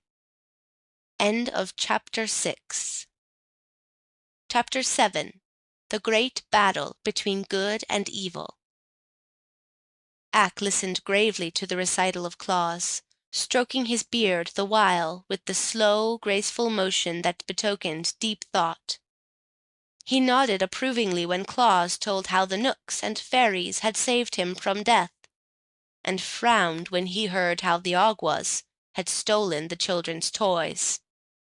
At last he said, "From the beginning I have approved the work you are doing among the children of men, and it annoys me that your good deeds should be thwarted by the Awgwas. We immortals have no connection whatever with the evil creatures who have attacked you. Always have we avoided them, and they, in turn, have hitherto taken care not to cross our pathway. But in this matter I find they have interfered with one of our friends, and I will ask them to abandon their persecutions, as you are under our protection." Claus thanked the Master Woodsman most gratefully and returned to his valley, while Ak, who never delayed carrying out his promises, at once traveled to the mountains of the Awgwas. There, standing on the bare rocks, he called on the king and his people to appear. Instantly the place was filled with throngs of the scowling Awgwas, and their king, perching himself on a point of a rock, demanded fiercely, "Who dares call on us?" "It is I, the Master Woodsman of the world," responded Ak. "Here are no forests for you to claim," cried the king angrily. "We owe no allegiance to you, nor to any immortal." "That is true," replied Ak calmly. "Yet you have ventured to interfere with the actions of Claus, who dwells in the Laughing Valley and is under our protection." Many of the Awgwas began muttering at this speech, and their king turned threateningly on the Master Woodsman. "You are set to rule the forests, but the plains and the valleys are ours," he shouted. "Keep to your own dark woods. We will do as we please with Claus." "You shall not harm our friend in any way," replied Ak. "Shall we not?" asked the king impudently. "You will see. Our powers are vastly superior to those of mortals, and fully as great as those of immortals." "It is your conceit that misleads you," said Ak sternly. "You are a transient race, passing from life into nothingness. We, who live forever, pity but despise you. On earth you are scorned by all, and in heaven you have no place. Even the mortals, after their earth life, enter another existence for all time, and so are your superiors. How then dare you, who are neither mortal nor immortal, refuse to obey my wish?" The Awgwas sprang to their feet with menacing gestures, but their king motioned them back. "Never before," he cried to Ak, while his voice trembled with rage, "has an immortal declared himself the master of the Awgwas. Never shall an immortal venture to interfere with our actions again, for we will avenge your scornful words by killing your friend Claus within 3 days. Nor you nor all the immortals can save him from our wrath. We defy your powers. Begone, Master Woodsman of the world. In the country of the Awgwas you have no place." "It is war," declared Ak with flashing eyes. "It is war," returned the king savagely. "In 3 days your friend will be dead." The master turned away and came to his forest of Burzee, where he called a meeting of the immortals, and told them of the defiance of the Awgwas, and their purpose to kill Claus within 3 days. The little folk listened to him quietly.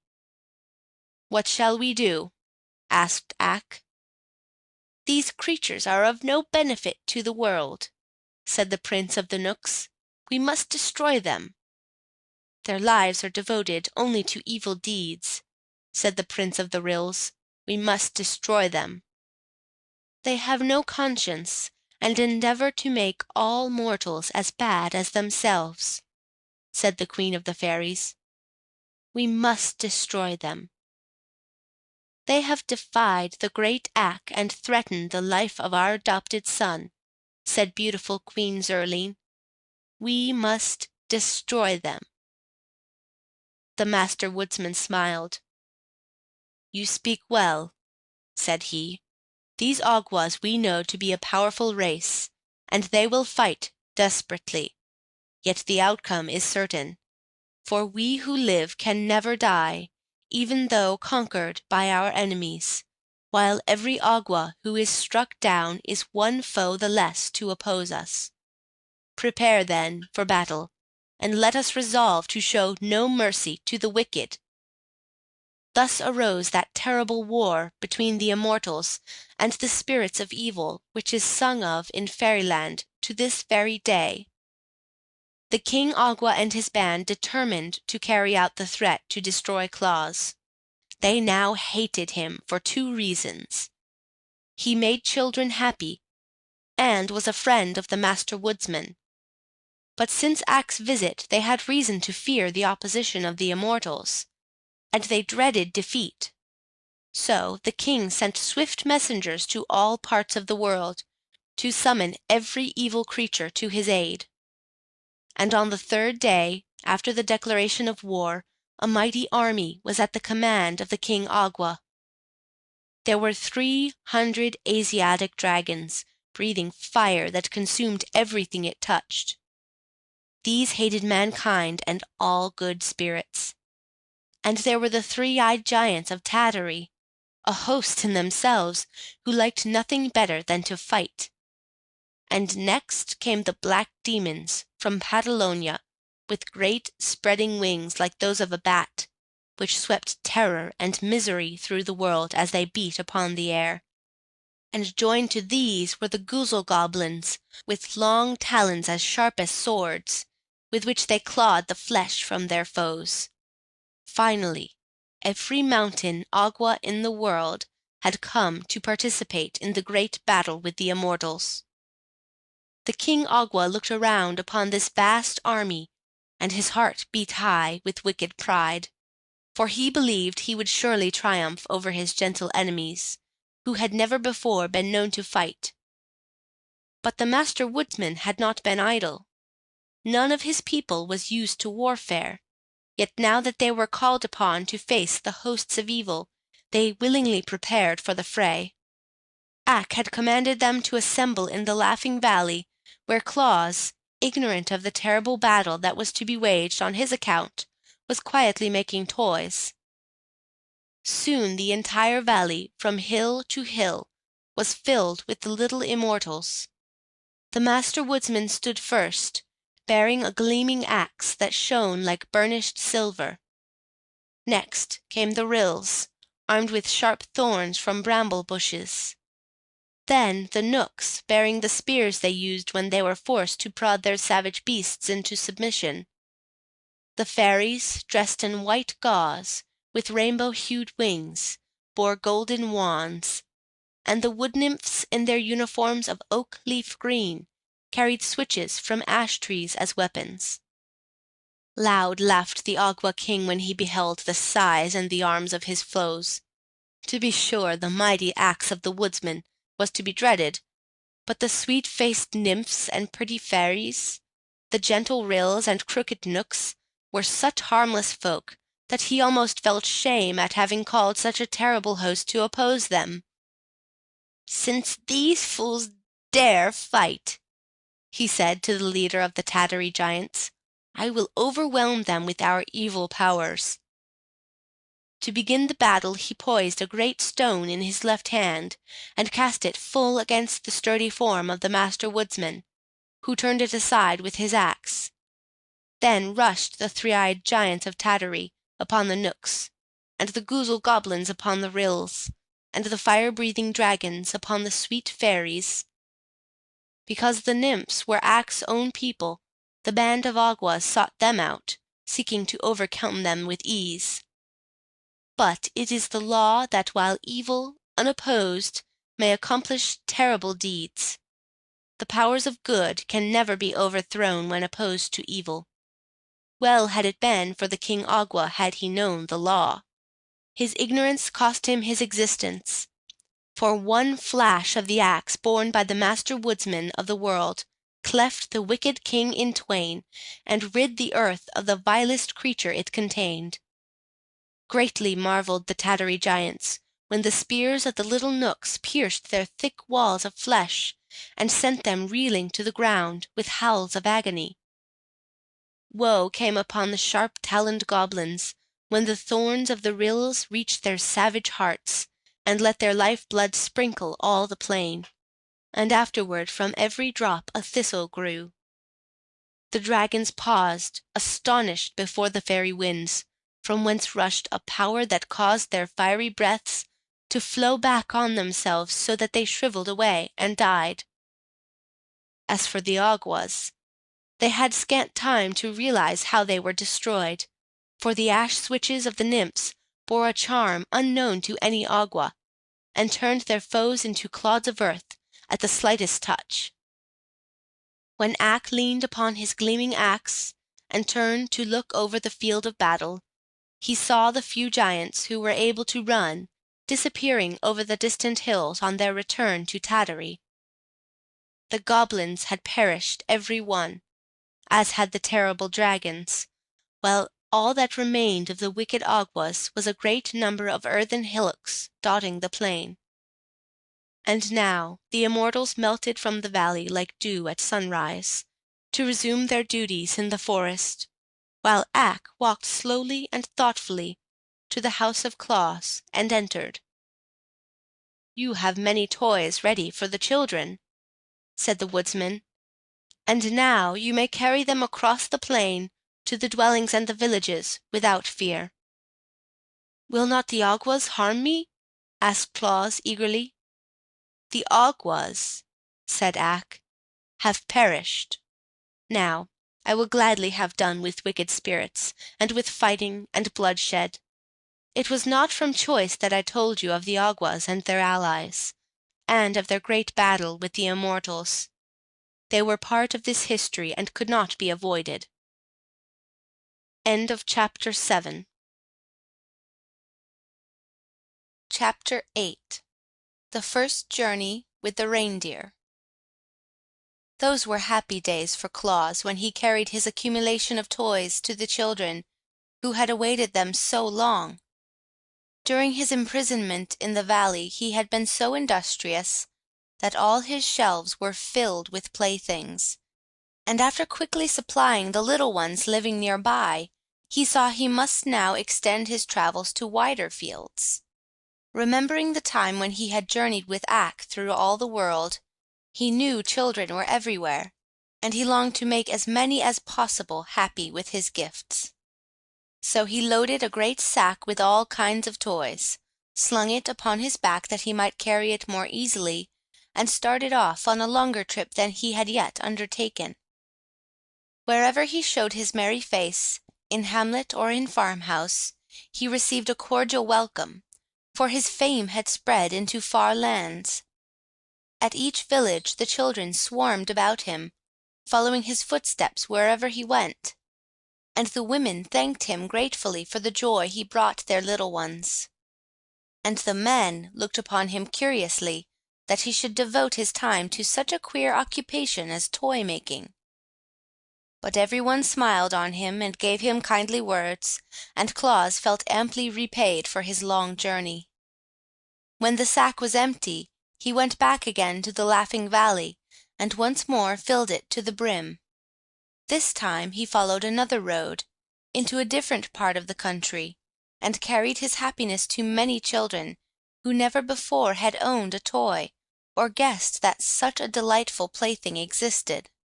After a third journey, so far away that Claus was many days walking the distance, the store of toys became exhausted, and without delay he set about making a fresh supply.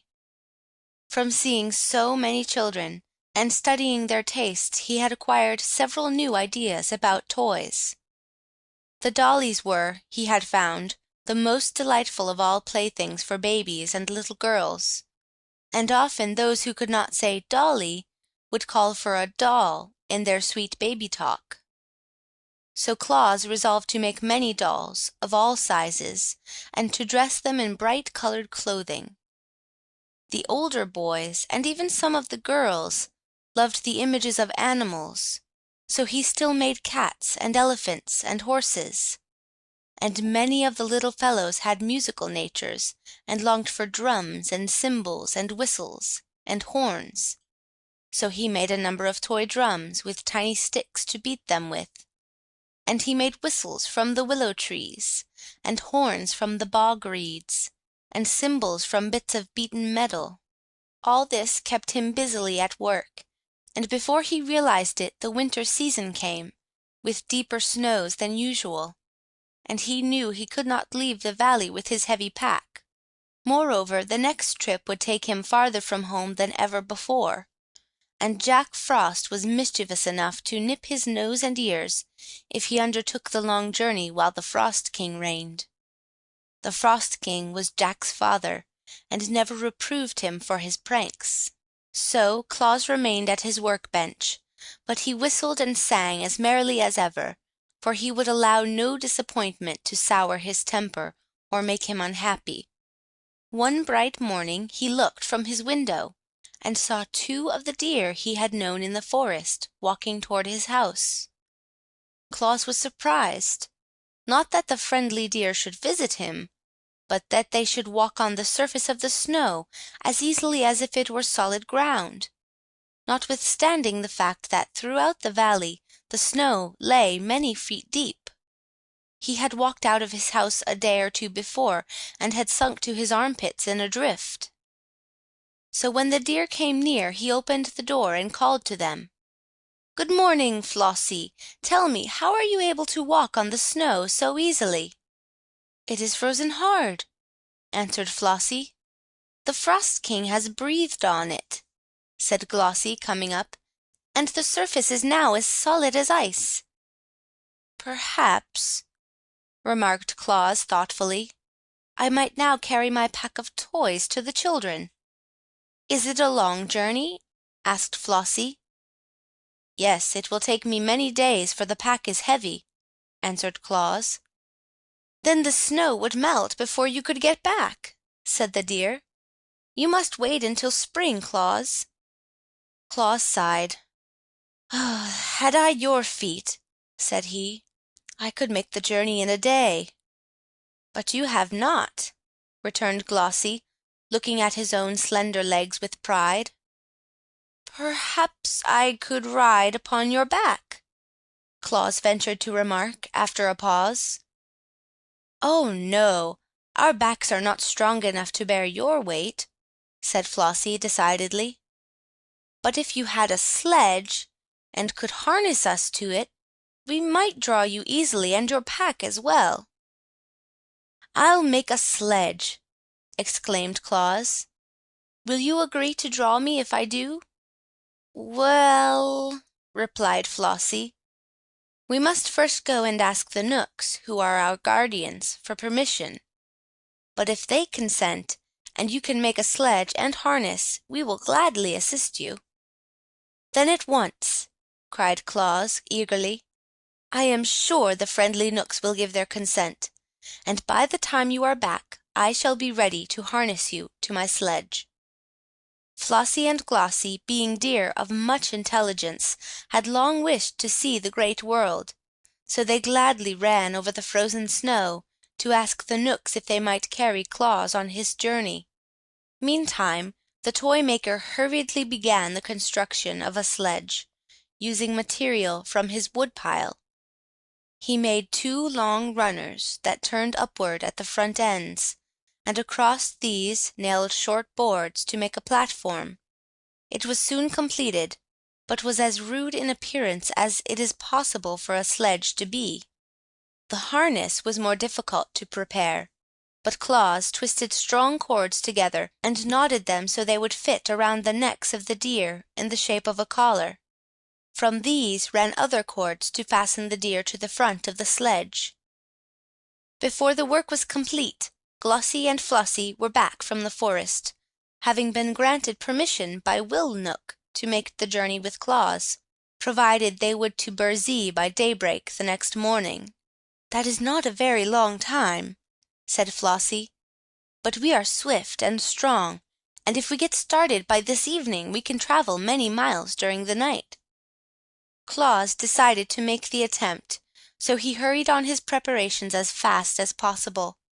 After a time he fastened the collars around the necks of his steeds and harnessed them to his rude sledge. Then he placed a stool on the little platform to serve as a seat, and filled a sack with his prettiest toys. "How do you intend to guide us?" asked Glossie. "We have never been out of the forest before, except to visit your house, so we shall not know the way." Claus thought about that for a moment. Then he brought more cords and fastened two of them to the spreading antlers of each deer, one on the right and the other on the left. "Those will be my reins," said Claus, "and when I pull them to the right or to the left you must go in that direction. If I do not pull the reins at all, you may go straight ahead." "Very well," answered Glossie and Flossie, and then they asked, "Are you ready?" Claus seated himself upon the stool, placed the sack of toys at his feet, and then gathered up the reins. "All ready!" he shouted. "Away we go!" The deer leaned forward, lifted their slender limbs, and the next moment away flew the sledge over the frozen snow. The swiftness of the motion surprised Claus, for in a few strides they were across the valley and gliding over the broad plain beyond. The day had melted into evening by the time they started, for swiftly as Claus had worked, many hours had been consumed in making his preparations.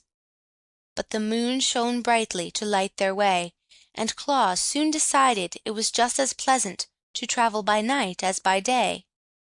The deer liked it better, for although they wished to see something of the world, they were timid about meeting men, and now all the dwellers in the towns and farmhouses were sound asleep and could not see them. Away and away they sped, on and on, over the hills and through the valleys, and across the plains until they reached a village where Claus had never been before. Here he called on them to stop, and they immediately obeyed. But a new difficulty now presented itself, for the people had locked their doors when they went to bed, and Claus found he could not enter the houses to leave his toys. "I'm afraid, my friends, we have made our journey for nothing," said he, "for I shall be obliged to carry my playthings back home again without giving them to the children of this village." "What's the matter?" asked Flossie. "The doors are locked," answered Claus, "and I cannot get in." Glossie looked around at the houses. The snow was quite deep in that village, and just before them was a roof only a few feet above the sledge. A broad chimney, which seemed to Glossie big enough to admit Claus, was at the peak of the roof.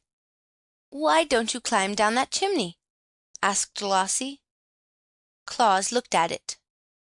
"That would be easy enough if I were on top of the roof," he answered. "Then hold fast and we will take you there," said the deer, and they gave one bound to the roof and landed beside the big chimney. "Good!" cried Claus, well pleased, and he slung the pack of toys over his shoulder and got into the chimney. There was plenty of soot on the bricks, but he did not mind that, and by placing his hands and knees against the sides, he crept downward until he reached the fireplace. Leaping lightly over the smoldering coals, he found himself in a large sitting-room, where a dim light was burning. From this room 2 doorways led into smaller chambers. In one a woman lay asleep, with a baby beside her in a crib. Claus laughed, but he did not laugh aloud for fear of waking the baby. Then he slipped a big doll from his pack and laid it in the crib. The little one smiled, as if it dreamed of the pretty plaything it was to find on the morrow, and Claus crept softly from the room and entered at the other doorway. Here were two boys fast asleep with their arms around each other's necks. Claus gazed at them lovingly a moment, and then placed upon the bed a drum, 2 horns, and a wooden elephant. He did not linger, now that his work in this house was done, but climbed the chimney again and seated himself on his sledge. "Can you find another chimney?" he asked the reindeer. "Easily enough," replied Glossie and Flossie. Down to the edge of the roof they raced, and then, without pausing, leaped through the air to the top of the next building, where a huge old-fashioned chimney stood. "Don't be so long this time," called Flossie, "or we shall never get back to the forest by daybreak." Claus made a trip down this chimney also, and found 5 children sleeping in the house, all of whom were quickly supplied with toys. When he returned, the deer sprang to the next roof, but on descending the chimney Claus found no children there at all. That was not often the case in this village, however, so he lost less time than you might suppose in visiting the dreary homes where there were no little ones. When he had climbed down the chimneys of all the houses in that village, and had left a toy for every sleeping child, Claus found that his great sack was not yet half emptied. "Onward, friends!" he called to the deer. "We must seek another village." So away they dashed, although it was long past midnight, and in a surprisingly short time they came to a large city, the largest Claus had ever visited since he began to make toys. But, nothing daunted by the throng of houses, he set to work at once, and his beautiful steeds carried him rapidly from one roof to another, only the highest being beyond the leaps of the agile deer. At last the supply of toys was exhausted, and Claus seated himself in the sledge, with the empty sack at his feet, and turned the heads of Glossie and Flossie toward home. Presently Flossie asked, "What is that streak of gray in the sky?" "It is the coming dawn of day," answered Claus, surprised to find that it was so late. "Good gracious!" exclaimed Glossie. "Then we shall not be home by daybreak, and the Knooks will punish us and never let us come again." "We must race for the Laughing Valley and make our best speed," returned Flossie. "So hold fast, friend Claus." Claus held fast, and the next moment was flying so swiftly over the snow that he could not see the trees as they whirled past. Up hill and down dale, swift as an arrow shot from a bow they dashed, and Claus shut his eyes to keep the wind out of them, and left the deer to find their own way. It seemed to him they were plunging through space, but he was not at all afraid. The Knooks were severe masters, and must be obeyed at all hazards, and the gray streak in the sky was growing brighter every moment. Finally the sledge came to a sudden stop, and Claus, who was taken unawares, tumbled from his seat into a snowdrift. As he picked himself up he heard the deer crying, "Quick, friend, quick! Cut away our harness!" He drew his knife and rapidly severed the cords, and then he wiped the moisture from his eyes and looked around him. The sledge had come to a stop in the Laughing Valley, only a few feet, he found, from his own door. In the east day was breaking, and turning to the edge of Burzee, he saw Glossie and Flossie just disappearing in the forest. End of Chapter 8. Chapter 9 of Santa Claus's Manhood. Santa Claus. Claus thought that none of the children would ever know where the toys came from which they found by their bedsides when they wakened the following morning. But kindly deeds are sure to bring fame, and fame has many wings to carry its tidings into far lands. So for miles and miles in every direction people were talking of Claus and his wonderful gifts to the children. The sweet generousness of his work caused a few selfish folk to sneer, but even these were forced to admit their respect for a man so gentle-natured that he loved to devote his life to pleasing the helpless little ones of his race. Therefore, the inhabitants of every city and village had been eagerly watching the coming of Claus, and remarkable stories of his beautiful playthings were told the children to keep them patient and contented. When, on the morning following the first trip of Claus with his deer, the little ones came running to their parents with the pretty toys they had found, and asked from whence they came, there was but one reply to the question. "The good Claus must have been here, my darlings, for his are the only toys in all the world." "But how did he get in?" asked the children. At this the fathers shook their heads, being themselves unable to understand how Claus had gained admittance to their homes. But the mothers, watching the glad faces of their dear ones, whispered that the good Claus was no mortal man, but assuredly a saint, and they piously blessed his name for the happiness he had bestowed upon their children. "A saint," said one with bowed head, "has no need to unlock doors if it pleases him to enter our homes." And afterward, when a child was naughty or disobedient, its mother would say, "You must pray to the good Santa Claus for forgiveness. He does not like naughty children, and unless you repent, he will bring you no more pretty toys." But Santa Claus himself would not have approved this speech. He brought toys to the children because they were little and helpless, and because he loved them. He knew that the best of children were sometimes naughty, and that the naughty ones were often good. It is the way with children, the world over, and he would not have changed their natures had he possessed the power to do so. And that is how our Claus became Santa Claus. It is possible for any man, by good deeds, to enshrine himself as a saint in the hearts of the people. End of Chapter 9.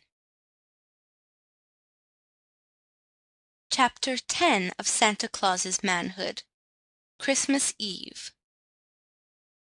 The day that broke as Claus returned from his night ride with Glossie and Flossie brought him to a new trouble.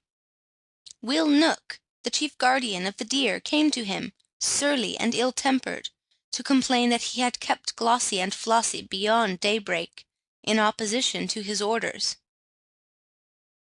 "Yet it could not have been very long after daybreak," said Claus. "It was 1 minute after," answered Will Knook, "and that is as bad as 1 hour. I shall set the stinging gnats on Glossie and Flossie, and they will thus suffer terribly for their disobedience." "Don't do that," begged Claus. "It was my fault." But Will Knook would listen to no excuses, and went away grumbling and growling in his ill-natured way. For this reason Claus entered the forest to consult Necile about rescuing the good deer from punishment. To his delight, he found his old friend, the Master Woodsman, seated in the circle of nymphs. Ak listened to the story of the night journey, to the children, and of the great assistance the deer had been to Claus by drawing his sledge over the frozen snow. "I do not wish my friends to be punished if I can save them," said the toy-maker when he had finished the relation. "They were only 1 minute late, and they ran swifter than a bird flies to get home before daybreak." Ak stroked his beard thoughtfully a moment, and then sent for the Prince of the Knooks, who rules all his people in Burzee, and also for the Queen of the Fairies, and the Prince of the Rills. When all had assembled, Claus told his story again, at Ak's command, and then the master addressed the Prince of the Knooks, saying, "The good work that Claus is doing among mankind deserves the support of every honest immortal. Already he is called a saint in some of the towns, and before long the name of Santa Claus will be lovingly known in every home that is blessed with children.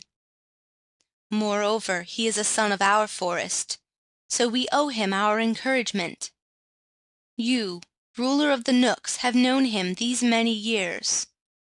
Am I not right in saying he deserves our friendship?"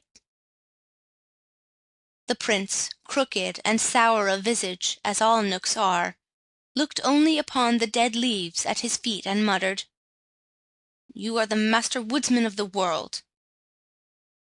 Ak smiled, but continued in soft tones, "It seems that the deer which are guarded by your people can be of great assistance to Claus, and as they seem willing to draw his sledge, I beg that you will permit him to use their services whenever he pleases."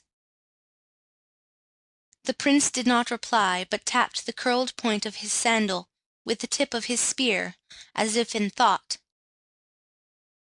Then the Fairy Queen spoke to him in this way: "If you consent to Ak's request, I will see that no harm comes to your deer while they are away from the forest."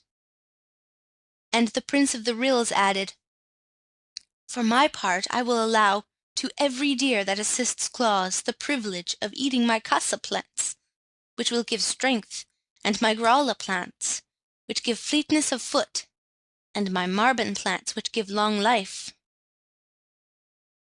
And the Queen of the Nymphs said, "The deer which draw the sledge of Claus will be permitted to bathe in the forest pool of Nares, which will give them sleek coats and wonderful beauty."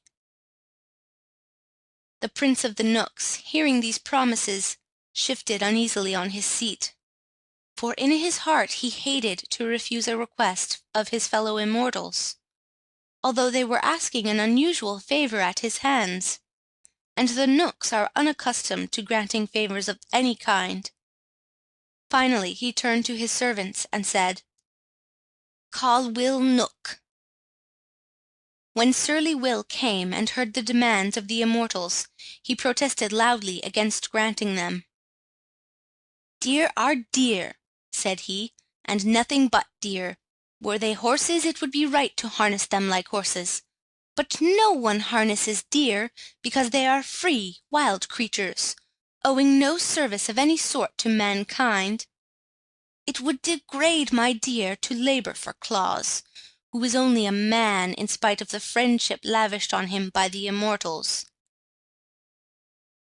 "You have heard," said the prince to Ak. "There is truth in what Will says." "Call Glossy and Flossy," returned the master. The deer were brought to the conference, and Ak asked them if they objected to drawing the sledge for Claus. "No, indeed," replied Glossy. "We enjoyed the trip very much." "And we tried to get home by daybreak," said Flossy, "but were unfortunately a minute too late." "A minute lost at daybreak doesn't matter," said Ak. "You are forgiven for that delay." "Provided it does not happen again," said the Prince of the Knooks sternly. "And will you permit them to make another journey with me?" asked Claus eagerly. The prince reflected while he gazed at Will, who was scowling, and at the Master Woodsman, who was smiling. Then he stood up and addressed the company as follows: "Since you all urge me to grant the favor, I will permit the deer to go with Claus once every year, on Christmas Eve, provided they always return to the forest by daybreak. He may select any number he pleases, up to 10, to draw his sledge, and those shall be known among us as reindeer, to distinguish them from the others. And they shall bathe in the pool of Nares, and eat the casa, and the gralla, and marben plants, and shall be under the especial protection of the Fairy Queen.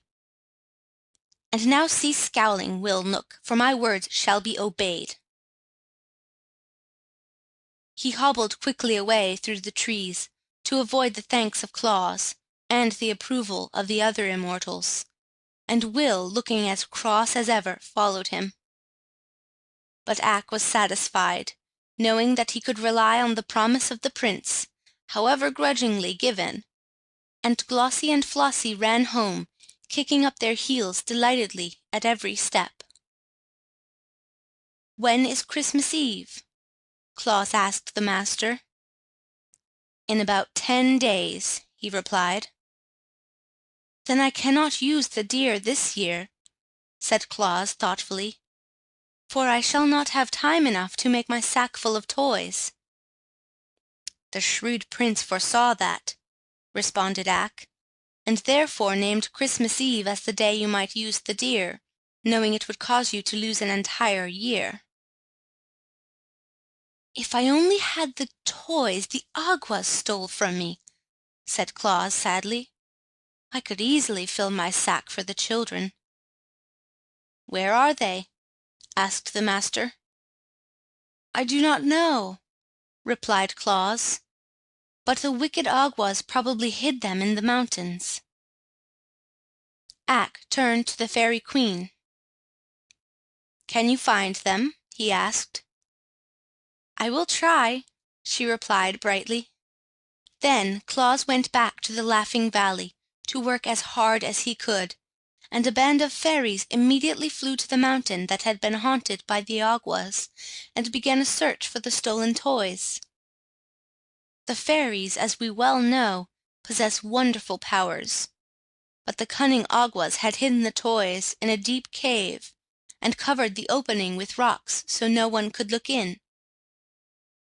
Therefore all search for the missing playthings proved in vain for several days, and Claus, who sat at home waiting for news from the fairies, almost despaired of getting the toys before Christmas Eve. He worked hard every moment, but it took considerable time to carve out and to shape each toy, and to paint it properly, so that on the morning before Christmas Eve only half of one small shelf above the window was filled with playthings ready for the children. But on this morning the fairies, who were searching the mountains, had a new thought. They joined hands and moved in a straight line through the rocks that formed the mountain, beginning at the topmost peak and working downward, so that no spot could be missed by their bright eyes. And at last they discovered the cave where the toys had been heaped up by the wicked Awgwas. It did not take them long to burst open the mouth of the cave, and then each one seized as many toys as he could carry, and they all flew to Claus and laid the treasure before him. The good man was rejoiced to receive, just in the nick of time, such a store of playthings with which to load his sledge, and he sent word to Glossie and Flossie to be ready for the journey at nightfall. With all his other labors he had managed to find time, since the last trip, to repair the harness, and to strengthen his sledge, so that when the deer came to him at twilight he had no difficulty in harnessing them. "We must go in another direction tonight," he told them, "where we shall find children I have never yet visited, and we must travel fast and work quickly, for my sack is full of toys and running over the brim." So, just as the moon arose, they dashed out of the Laughing Valley, and across the plain, and over the hills to the south. The air was sharp and frosty, and the starlight touched the snowflakes and made them glitter like countless diamonds. The reindeer leaped onward with strong, steady bounds, and Claus's heart was so light and merry that he laughed and sang, while the wind whistled past his ears. With a ho ho ho and a ha ha ha and a ho ho ha ha hee, now away we go o'er the frozen snow, as merry as we can be. Jack Frost heard him and came racing up with his nippers, but when he saw it was Claus he laughed and turned away again. The mother owls heard him as he passed near a wood, and stuck their heads out of the hollow places in the tree trunks. But when they saw who it was, they whispered to the owlets nesting near them that it was only Santa Claus carrying toys to the children. It is strange how much those mother owls know. Claus stopped at some of the scattering farmhouses and climbed down the chimneys to leave presents for the babies.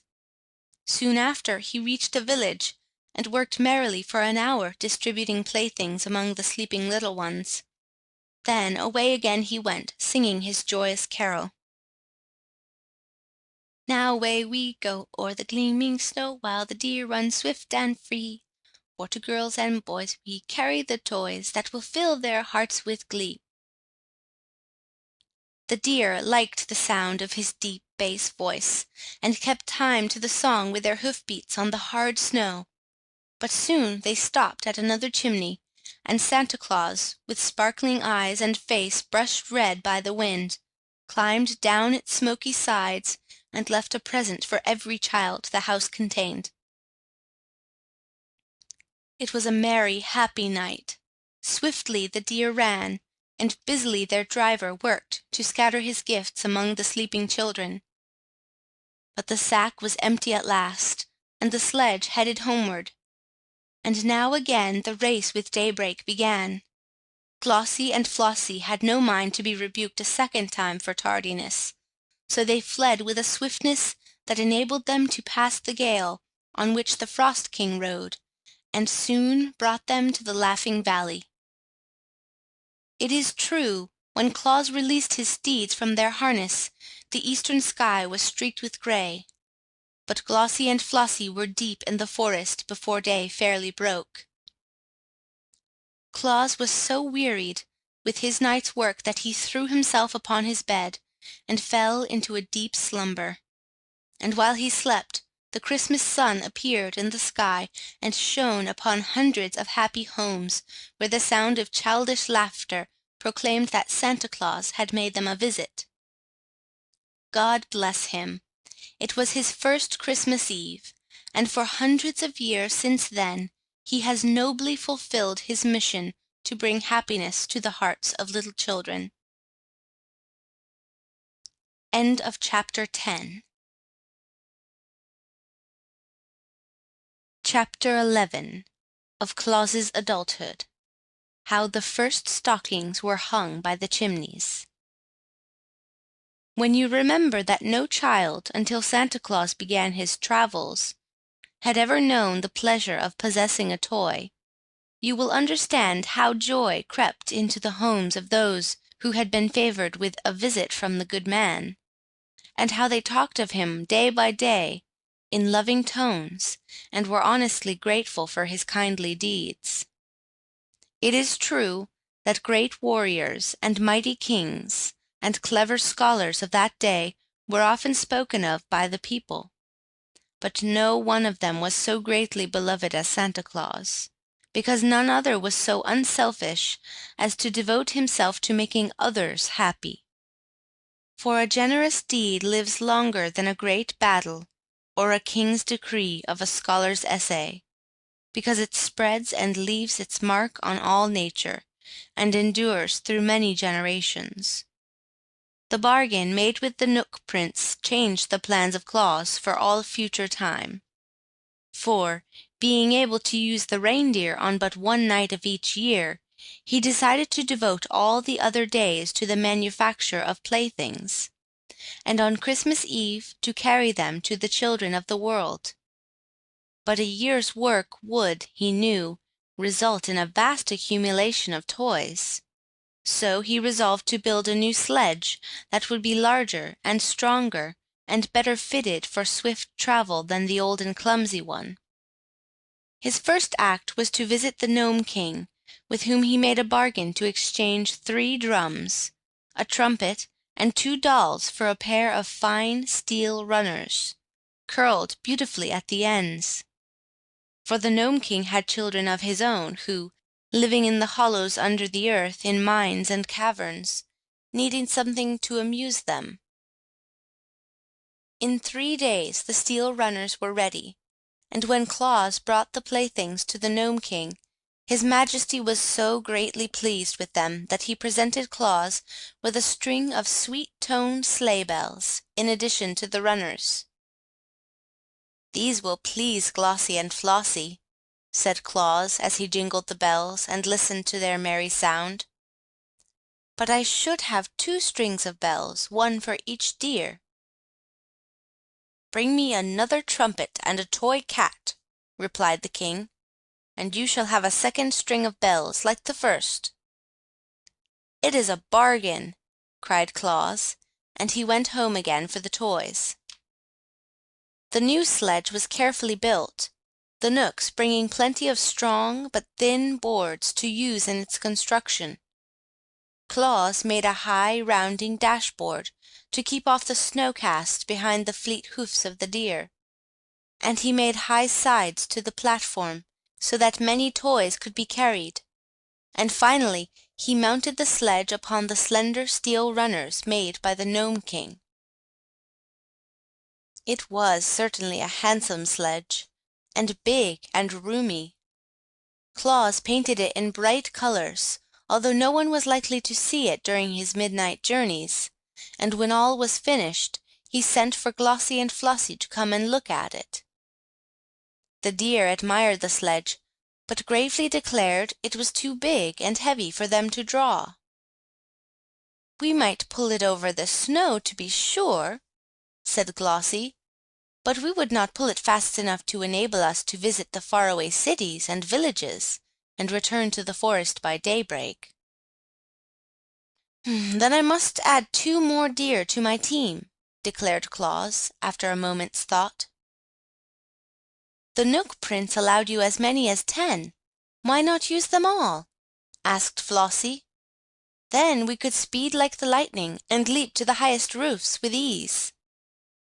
"Team of 10 reindeer!" cried Claus delightedly. "That will be splendid! Please return to the forest at once and select 8 other deer as like yourselves as possible. And you must all eat of the casa plant to become strong, and of the gralla plant to become fleet of foot, and of the marbon plant that you may live long to accompany me on my journeys. Likewise it will be well for you to bathe in the pool of Nares, which the lovely Queen Zurline declares will render you rarely beautiful. Should you perform these duties faithfully, there is no doubt that on next Christmas Eve my 10 reindeer will be the most powerful and beautiful steeds the world has ever seen." So Glossie and Flossie went to the forest to choose their mates, and Claus began to consider the question of a harness for them all. In the end he called upon Peter Knook for assistance, for Peter's heart is as kind as his body is crooked, and he is remarkably shrewd as well. And Peter agreed to furnish strips of tough leather for the harness.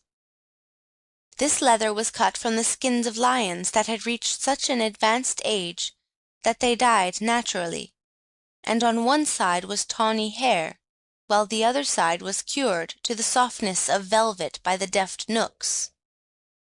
When Claus received these strips of leather, he sewed them neatly into a harness for the 10 reindeer, and it proved strong and serviceable and lasted him for many years. The harness and sledge were prepared at odd times, for Claus devoted most of his days to the making of toys. These were now much better than the first ones had been, for the immortals often came to his house to watch him work, and to offer suggestions.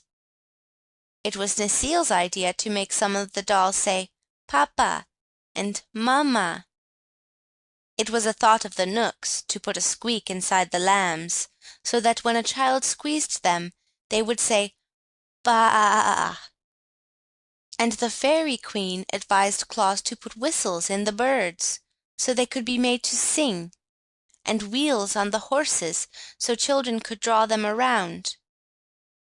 Many animals perished in the forest, from one cause or another, and their fur was brought to Claus that he might cover it with the small images of beasts he made for playthings.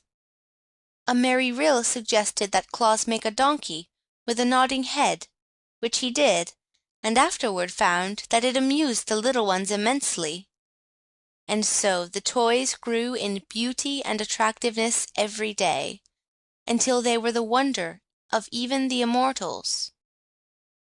When another Christmas Eve drew near, there was a monster load of beautiful gifts for the children ready to be loaded upon the big sledge. Claus filled 3 sacks to the brim, and tucked every corner of the sledge-box full of toys besides.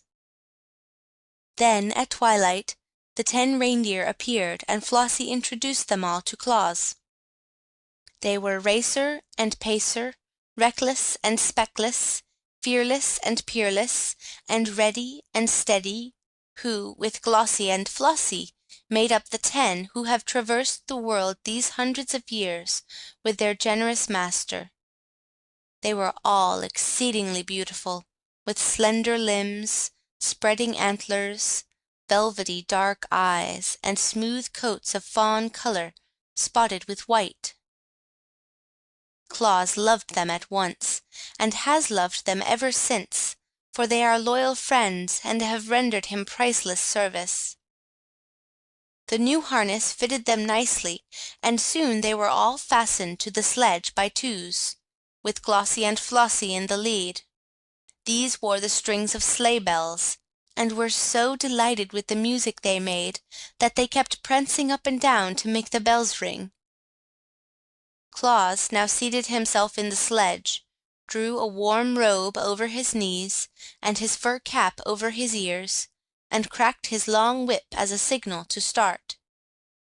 Instantly the 10 leaped forward, and were away like the wind, while jolly Claus laughed gleefully to see them run, and shouted a song in his big, hearty voice. With a ho, ho, ho, and a ha, ha, ha, and a ho, ho, ha, ha, hee. Now away we go o'er the frozen snow, as merry as we can be. There are many joys in our load of toys, as many a child will know. We'll scatter them wide on our wild night ride, o'er the crisp and sparkling snow. Now it was on this same Christmas Eve that little Margot and her brother Dick, and her cousins Ned and Sarah, who were visiting at Margot's house, came in from making a snowman, with their clothes damp, their mittens dripping, and their shoes and stockings wet through and through. They were not scolded, for Margot's mother knew the snow was melting, but they were sent early to bed, that their clothes might be hung over chairs to dry. The shoes were placed on the red tiles of the hearth, where the heat from the hot embers would strike them, and the stockings were carefully hung in a row by the chimney, directly over the fireplace. That was the reason Santa Claus noticed them when he came down the chimney that night, and all the household were fast asleep. He was in a tremendous hurry, and seeing the stockings all belonged to children, he quickly stuffed his toys into them, and dashed up the chimney again, appearing on the roof so suddenly that the reindeer were astonished at his agility. "I wish they would all hang up their stockings," he thought as he drove to the next chimney. "It would save me a lot of time, and I could then visit more children before daybreak." When Margot and Nick and Ned and Sarah jumped out of bed next morning and ran downstairs to get their stockings from the fireplace, they were filled with delight to find the toys from Santa Claus inside them. In face, I think they found more presents in their stockings than any other children of that city had received, for Santa Claus was in a hurry and did not stop to count the toys. Of course they told all their little friends about it, and of course every one of them decided to hang his own stockings by the fireplace the next Christmas Eve. Even Bessie Blithesome, who made a visit to that city with her father, the great Lord of Lurd, heard the story from the children, and hung her own pretty stockings by the chimney when she returned home at Christmas time. On his next trip Santa Claus found so many stockings hung up in anticipation of his visit that he could fill them in a jiffy and be away again in half the time required to hunt the children up and place the toys by their bedsides. The custom grew year after year, and has always been a great help to Santa Claus. And with so many children to visit, he surely needs all the help we are able to give him. End of Chapter 11. Chapter 12 of Claus's Manhood. The First Christmas Tree. Claus had always kept his promise to the Knooks by returning to the Laughing Valley by daybreak, But only the swiftness of his reindeer has enabled him to do this, for he travels over all the world. He loved his work, and he loved the brisk night ride on his sledge, and the gay tinkle of the sleigh bells. On that first trip with the 10 reindeer, only Glossie and Flossie wore bells. But each year thereafter, for 8 years, Claus carried presents to the children of the Gnome King, and that good-natured monarch gave him in return a string of bells at each visit, so that finally every one of the 10 deer was supplied. And you may imagine what a merry tune the bells played as the sledge spread over the snow. The children's stockings were so long that it required a great many toys to fill them, and soon Claus found there were other things besides toys that children love.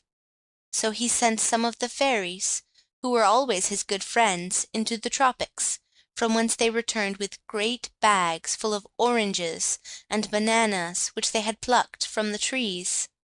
And other fairies flew to the wonderful valley of Funnyland, where delicious candies and bonbons grew thickly on the bushes, and returned laden with many boxes of sweetmeats for the little ones. These things Santa Claus, on each Christmas Eve, placed in the long stockings, together with his toys, and the children were glad to get them, you may be sure. There are also warm countries where there is no snow in winter, but Claus and his reindeer visited them as well as the colder climes, for there were little wheels inside the runners of his sledge, which permitted it to run as smoothly over bare ground as on the snow. And the children who lived in the warm countries learned to know the name of Santa Claus as well as those who lived nearer to the Laughing Valley. Once, just as the reindeer were ready to start on their yearly trip, a fairy came to Claus and told him of 3 little children who lived beneath a rude tent of skins on a broad plain where there were no trees whatever. These poor babies were miserable and unhappy, for their parents were ignorant people who neglected them sadly. Claus resolved to visit these children before he returned home, and during his ride he picked up the bushy top of a pine tree, which the wind had broken off, and placed it in his sledge. It was nearly morning when the deer stopped before the lonely tent of skins where the poor children lay, asleep. Claus at once planted the bit of pine tree in the sand and stuck many candles on the branches. Then he hung some of his prettiest toys on the tree, as well as several bags of candies. It did not take long to do all this, for Santa Claus works quickly, and when all was ready he lighted the candles, and, thrusting his head in at the opening of the tent, he shouted, "Merry Christmas, little ones!" With that he leaped onto his sledge and was out of sight before the children, rubbing the sleep from their eyes, could come out to see who had called them. You can imagine the wonder and joy of those little ones, who had never in their lives known a real pleasure before, when they saw the tree sparkling with lights that shone brilliant in the gray dawn, and hung with toys enough to make them happy for years to come. They joined hands and danced around the tree, shouting and laughing, until they were obliged to pause for breath. And their parents also came out to look and wonder, and thereafter had more respect and consideration for their children, since Santa Claus had honored them with such beautiful gifts. The idea of the Christmas tree pleased Claus, and so the following year he carried many of them in his sledge and set them up in the homes of poor people who seldom saw trees, and placed candles and toys on the branches. Of course he could not carry enough trees in one load of all who wanted them, but in some homes the fathers were able to get trees and have them all ready for Santa Claus when he arrived. And these the good Claus always decorated as prettily as possible, and hung with toys enough for all the children who came to see the tree lighted.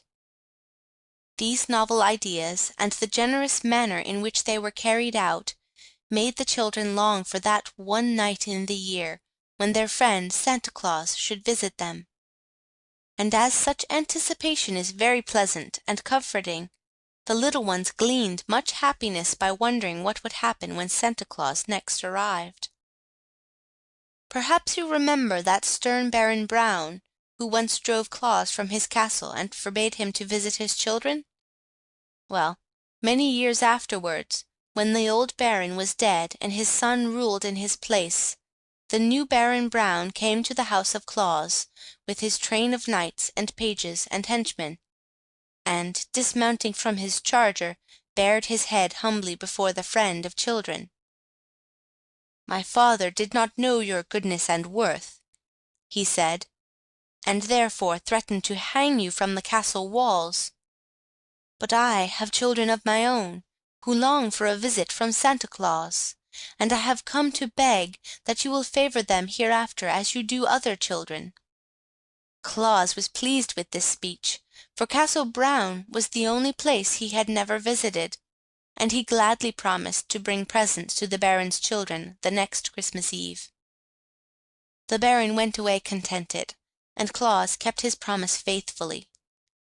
Thus did this man, through very goodness, conquer the hearts of all. And it is no wonder he was ever merry and gay, for there was no home in the wide world where he was not welcomed more royally than any king. End of chapter 12. End of Santa Claus's manhood.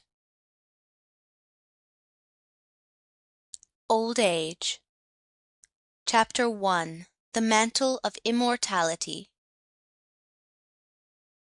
And now we come to a turning point in the career of Santa Claus, and it is my duty to relate the most remarkable that has happened since the world began or mankind was created. We have followed the life of Claus from the time he was found a helpless infant by the wood nymph Necile, and reared to manhood in the great forest of Berzy. And we know how he began to make toys for children, and how, with the assistance and goodwill of the immortals, he was able to distribute them to the little ones throughout the world. For many years he carried on this noble work, for the simple, hard-working life he led gave him perfect health and strength. And doubtless a man can live longer in the beautiful Laughing Valley, where there are no cares and everything is peaceful and merry, than in any other part of the world. But when many years had rolled away, Santa Claus grew old. The long beard of golden brown that once covered his cheeks and chin gradually became gray, and finally turned to pure white. His hair was white too, and there were wrinkles at the corners of his eyes, which showed plainly when he laughed.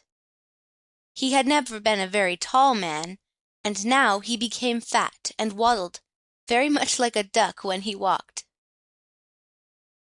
But in spite of these things, he remained as lively as ever, and was just as jolly and gay, and his kind eyes sparkled as brightly as they did that first day when he came to the Laughing Valley. Yet a time is sure to come when every mortal who has grown old and lived his life is required to leave this world for another. So it is no wonder that, after Santa Claus had driven his reindeer on many and many a Christmas Eve, those staunch friends finally whispered among themselves that they had probably drawn his sledge for the last time. Then all the forest of Berzy became sad, and all the Laughing Valley was hushed, for every living thing that had known Claus had used to love him, and to brighten at the sound of his footsteps or the notes of his merry whistle. No doubt the old man's strength was at last exhausted, for he made no more toys, but lay on his bed as in a dream. The nymph Necile, she who had reared him and been his foster mother, was still youthful and strong and beautiful, and it seemed to her but a short time since this aged, gray-bearded man had lain in her arms, and smiled on her with his innocent baby lips.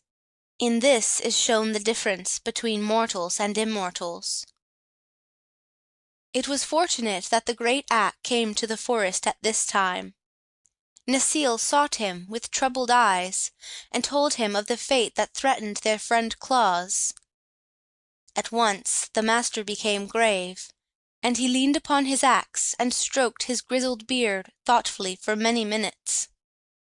Then suddenly he stood up straight, and poised his powerful head with firm resolve, and stretched out his great right arm, as if determined on doing some mighty deed. For a thought had come to him, so grand in its conception, that all the world might well bow before the Master Woodsman, and honor his name forever. It is well known that when the great Ak once undertakes to do a thing, he never hesitates in an instant. Now he summoned his fleetest messengers, and sent them in a flash to many parts of the earth, and when they were gone, he turned to the anxious Necile and comforted her, saying, "Be of good heart, my child. Our friend still lives. And now run to your queen, and tell her that I have summoned a council of all the immortals of the world to meet with me here in Burzee this night. If they obey and hearken unto my words, Claus will drive his reindeer for countless ages yet to come."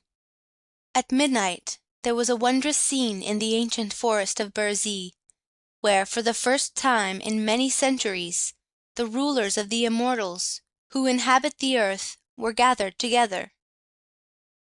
There was the queen of the water sprites, whose beautiful form was as clear as crystal, but continually dripped water on the bank of moss where she sat. And beside her was the king of the sleep fays, who carried a wand from the end of which a fine dust fell all around, so that no mortal could keep awake long enough to see him, as mortal eyes were sure to close in sleep as soon as the dust filled them.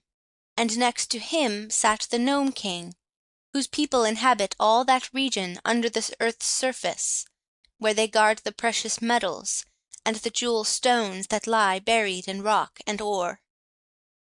At his right hand stood the king of the Sound Imps, who had wings on his feet, for his people are swift to carry all sounds that are made.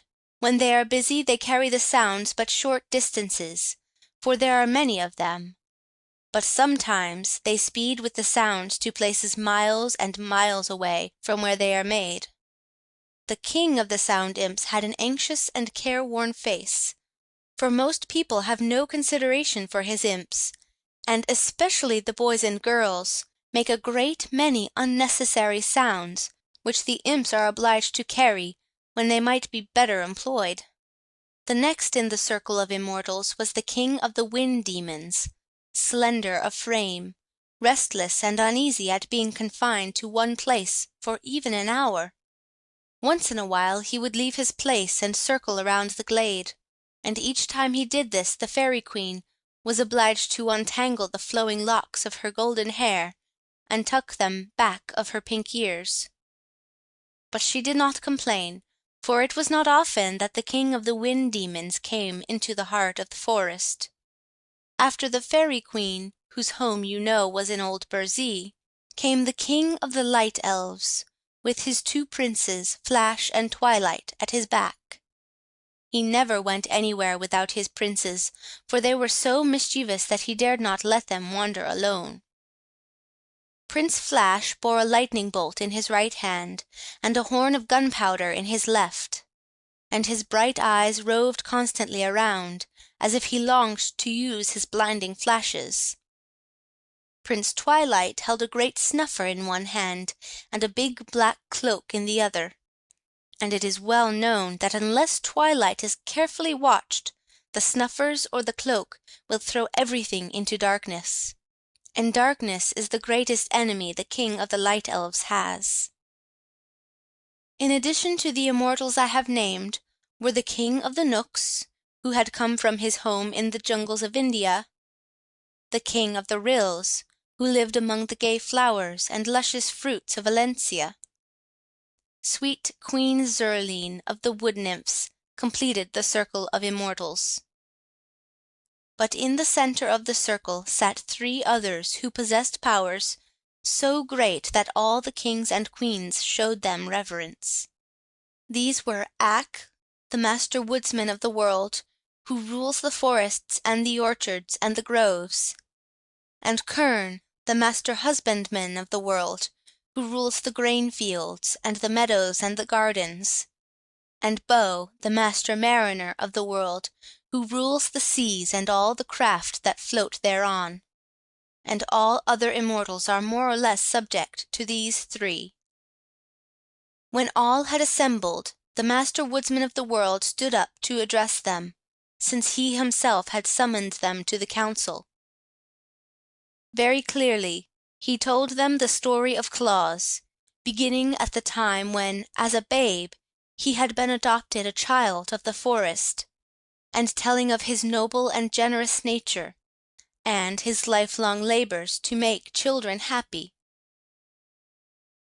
"And now," said Ak, when he had won the love of all the world, "the spirit of death is hovering over him. Of all men who have inhabited the earth, none other so well deserves immortality. For such a life cannot be spared so long as there are children of mankind to miss him, and to grieve over his loss. We immortals are the servants of the world, and to serve the world we were permitted in the beginning to exist. But what one of us is more worthy of immortality than this man Claus, who so sweetly ministers to the little children?" He paused and glanced around the circle, to find every immortal listening to him eagerly and nodding approval.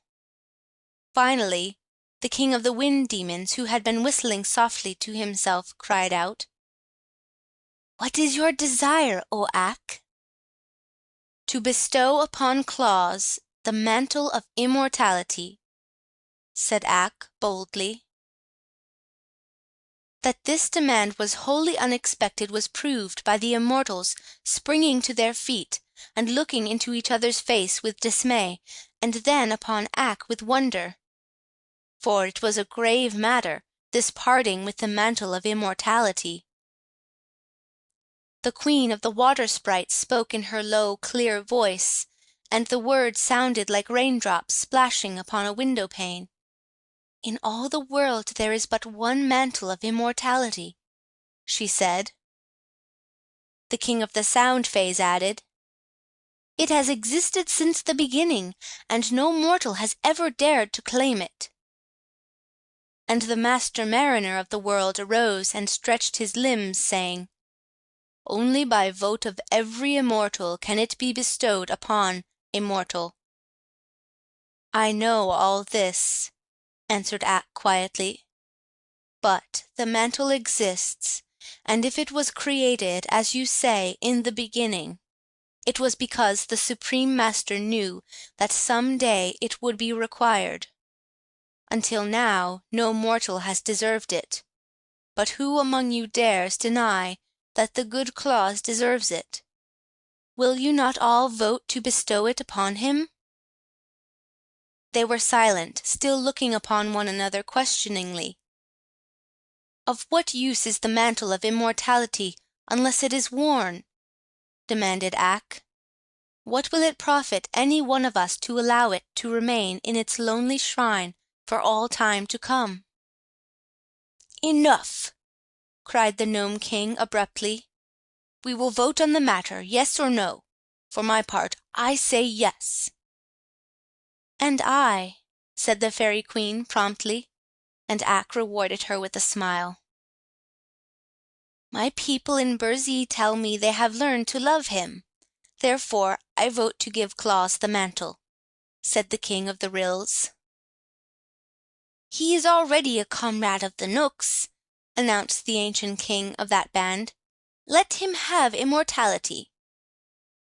"Let him have it, let him have it," sighed the king of the wind demons. "Why not?" asked the king of the sleep fays. "He never disturbs the slumbers my people allow humanity. Let the good Claus be immortal." "I do not object," said the king of the sound imps. "Nor I," muttered the queen of the water sprites. If Claus did not receive the mantle, it is clear none other can ever claim it," remarked the King of the Light Elves. "So let us have done with the thing for all time." "The wood nymphs were first to adopt him," said Queen Zurline. "Of course I shall vote to make him immortal." Ak now turned to the master husbandman of the world, who held up his right arm, and said, "Yes." And the master mariner of the world did likewise, after which Ak, with sparkling eyes and smiling face, cried out, "I thank you, fellow immortals, for all have voted yes, and so to our dear Claus shall fall the one mantle of immortality that is in our power to bestow." "Let us fetch it at once," said the Fay King. "I'm in a hurry." They bowed assent, and instantly the forest glade was deserted. But in a place midway between the earth and the sky was suspended a gleaming crypt of gold and platinum, aglow with soft lights shed from the facets of countless gems.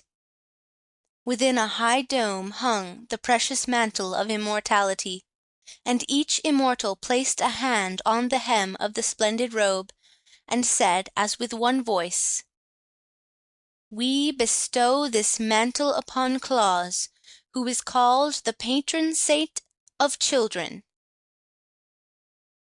At this the mantle came away from its lofty crypt, and they carried it to the house in the Laughing Valley.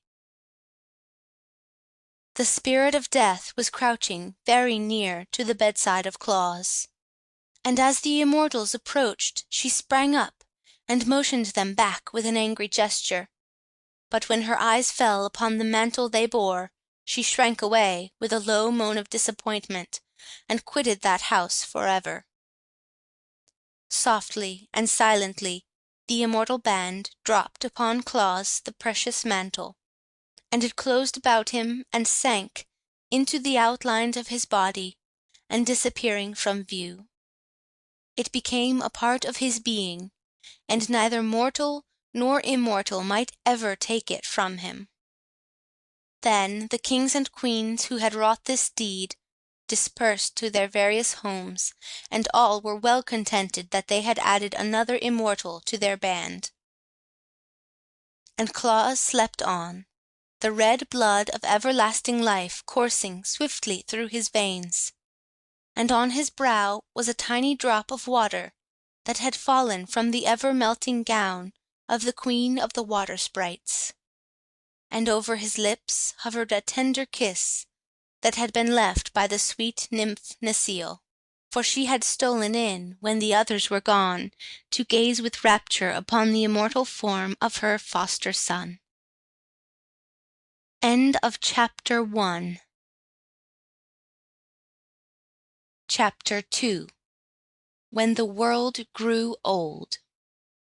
The next morning, when Santa Claus opened his eyes and gazed around the familiar room, which he had feared he might never see again, he was astonished to find his old strength renewed, and to feel the red blood of perfect health coursing through his veins. He sprang from his bed and stood where the bright sunshine came in through his window and flooded him with its merry dancing rays.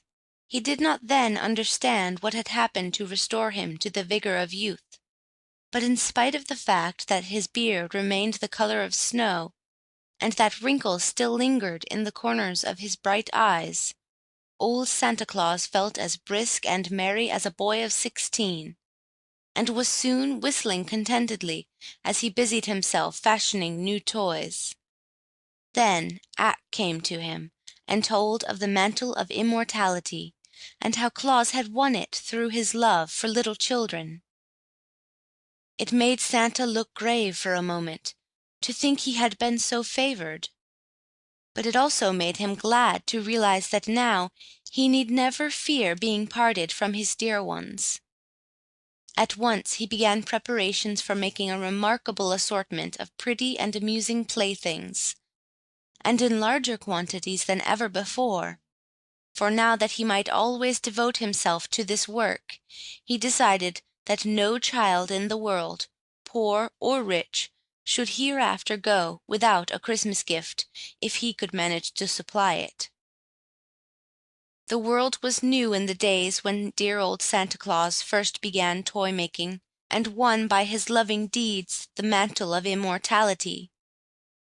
And the task of supplying cheering words, sympathy, and pretty playthings to all the young of his race did not seem a difficult undertaking at all.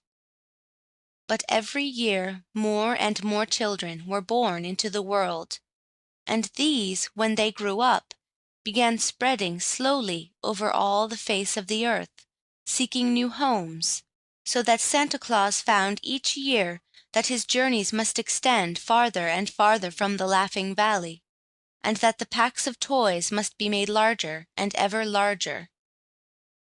So, at length, he took counsel with his fellow immortals, how his work might keep pace with the increasing number of children, that none might be neglected. And the immortals were so greatly interested in his labors that they gladly rendered him their assistance. Ak gave him his man Kilter, the silent and swift, and the Nook Prince gave him Peter, who was more crooked and less surly than any of his brothers. And the Rill Prince gave him Nutter, the sweetest tempered rill ever known. And the Fairy Queen gave him Whisk, that tiny, mischievous, but lovable fairy, who knows today almost as many children as does Santa Claus himself. With these people to help make the toys, and to keep his house in order, and to look after the sledge and the harness, Santa Claus found it much easier to prepare his yearly load of gifts, and his days began to follow one another smoothly and pleasantly. Yet after a few generations his worries were renewed, for it was remarkable how the number of people continued to grow, and how many more children there were every year to be served.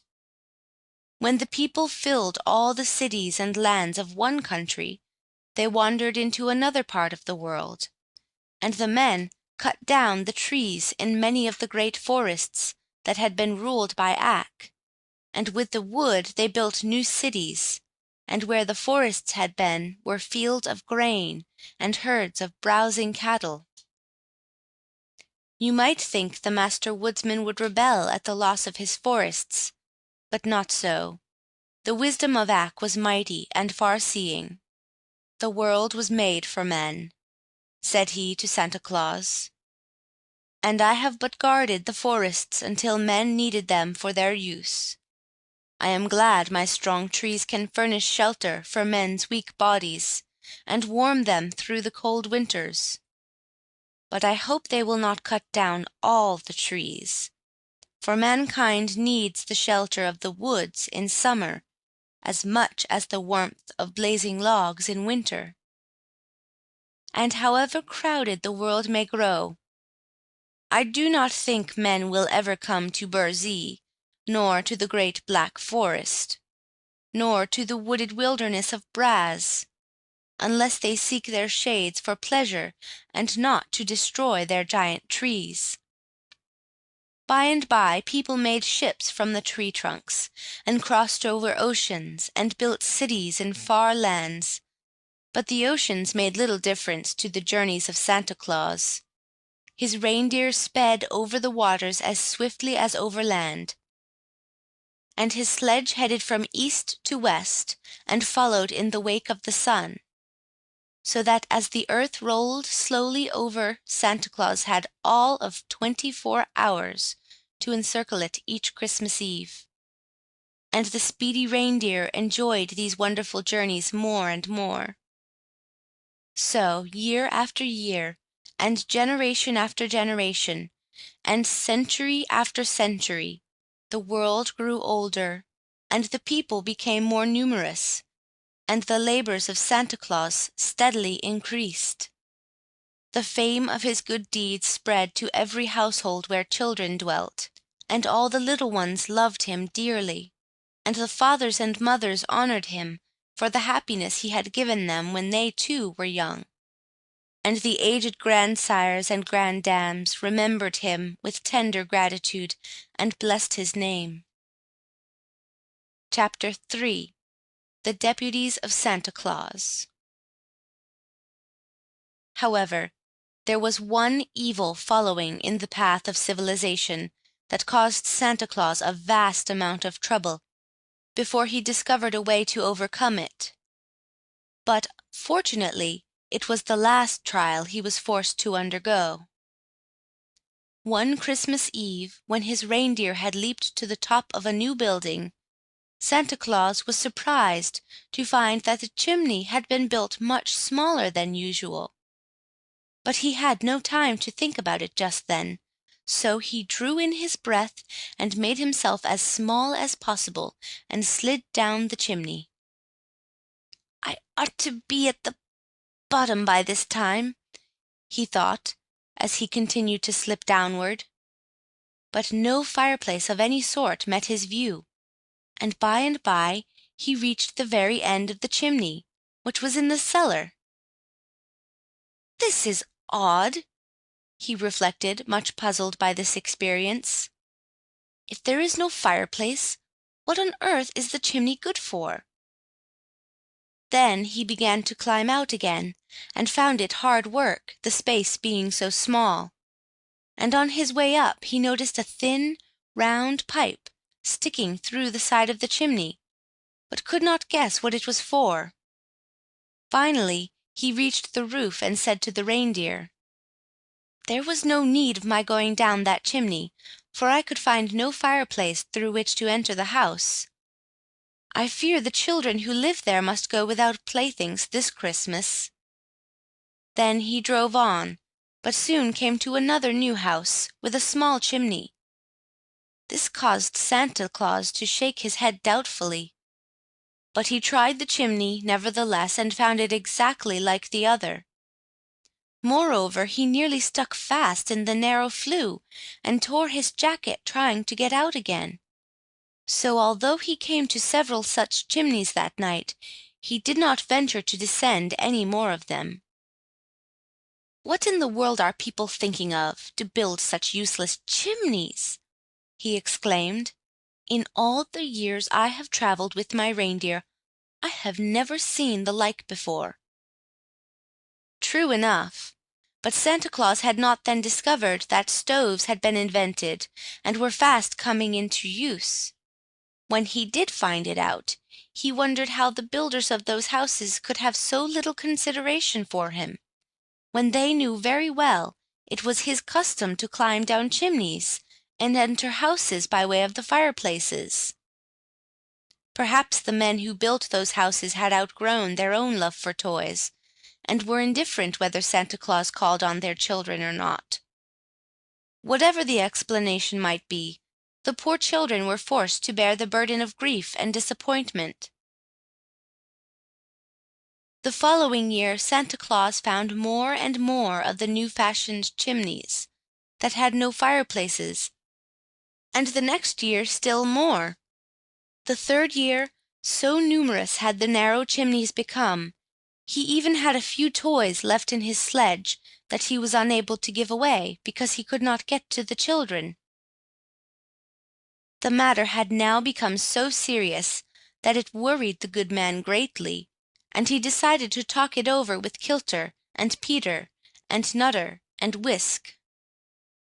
Kilter already knew something about it, for it had been his duty to run around to all the houses just before Christmas and gather up the notes and letters to Santa Claus that the children had written, telling what they wished put in their stockings or hung on their Christmas trees.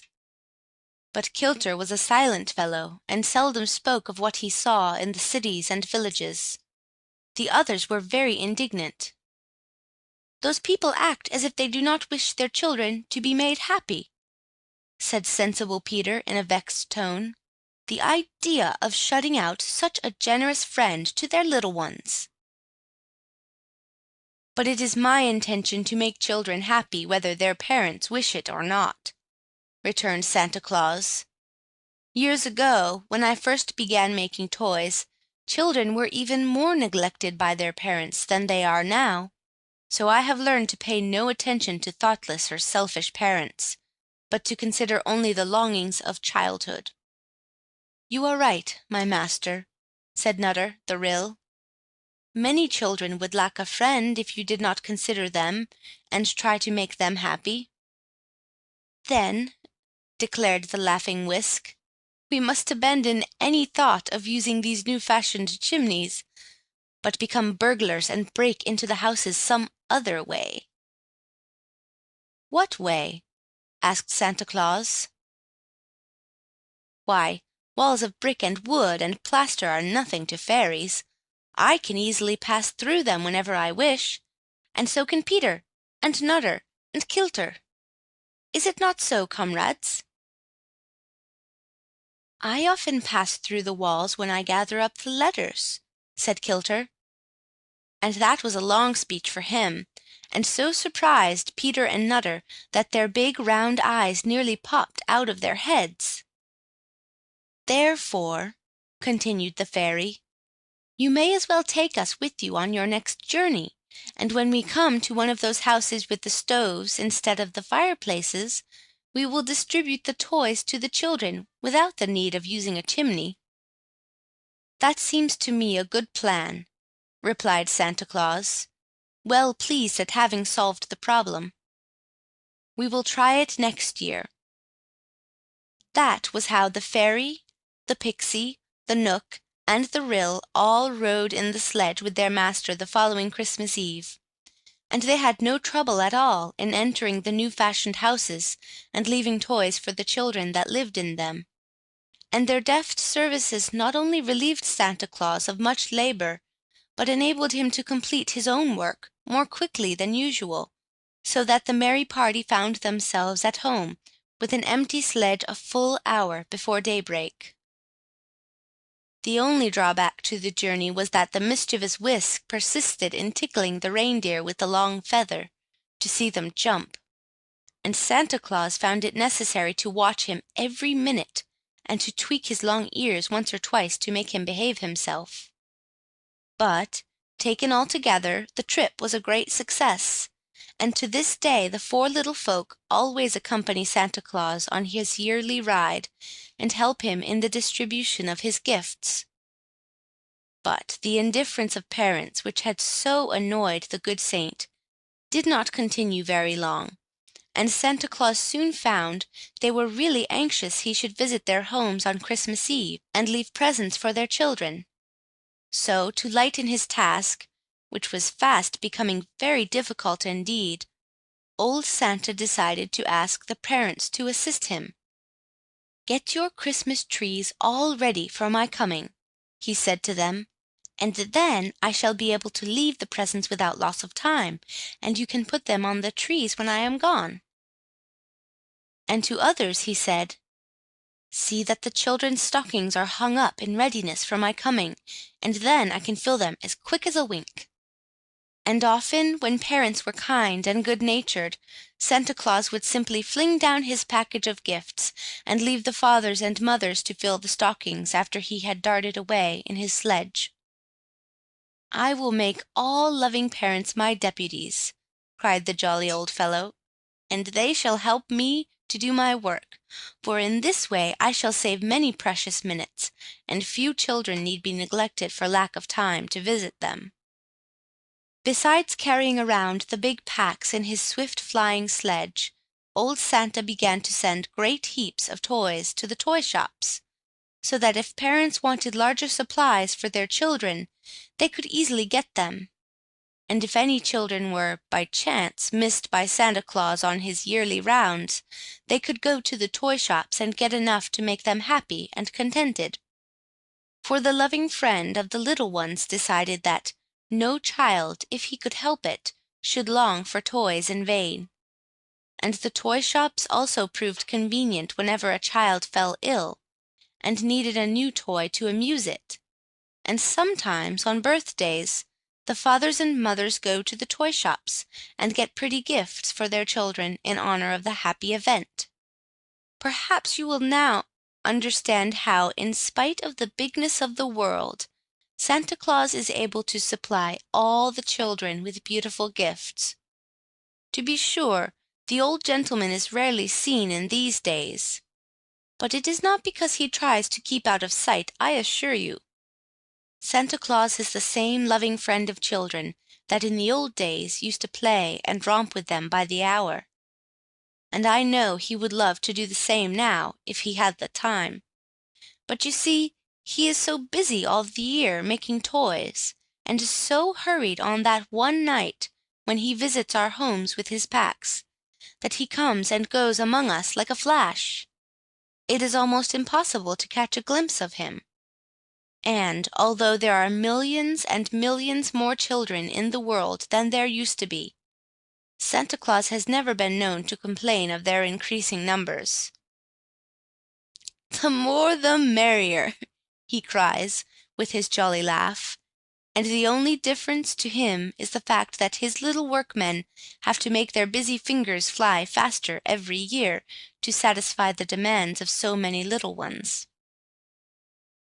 "In all this world there is nothing so beautiful as a happy child," says good old Santa Claus, and if he had his way the children would all be beautiful, for all would be happy. End of chapter 3. End of the life and adventures of Santa Claus. We hope you enjoyed tonight's sleep audiobook. If you liked this audiobook and want to listen to more, please check out our channel at Sleep Audiobooks. And if you prefer to listen to each story individually, they will also be uploaded to our secondary channel at Sleep Chapters. You can access our entire catalog of bedtime story audiobooks through our web app, which can be found at sleepaudiobooks.com. There, you will also find our suite of sleep tools, including a complimentary Better Sleep Quick Guide if you sign up to our mailing list. Links are in the description below. All likes, comments, and especially subscribing help this channel grow so that we can reach more night owls in our quest to help as many people sleep easier so they can live their lives more fully during the day. We appreciate your support and wish you a very excellent night's sleep. This is Sleep Audiobooks.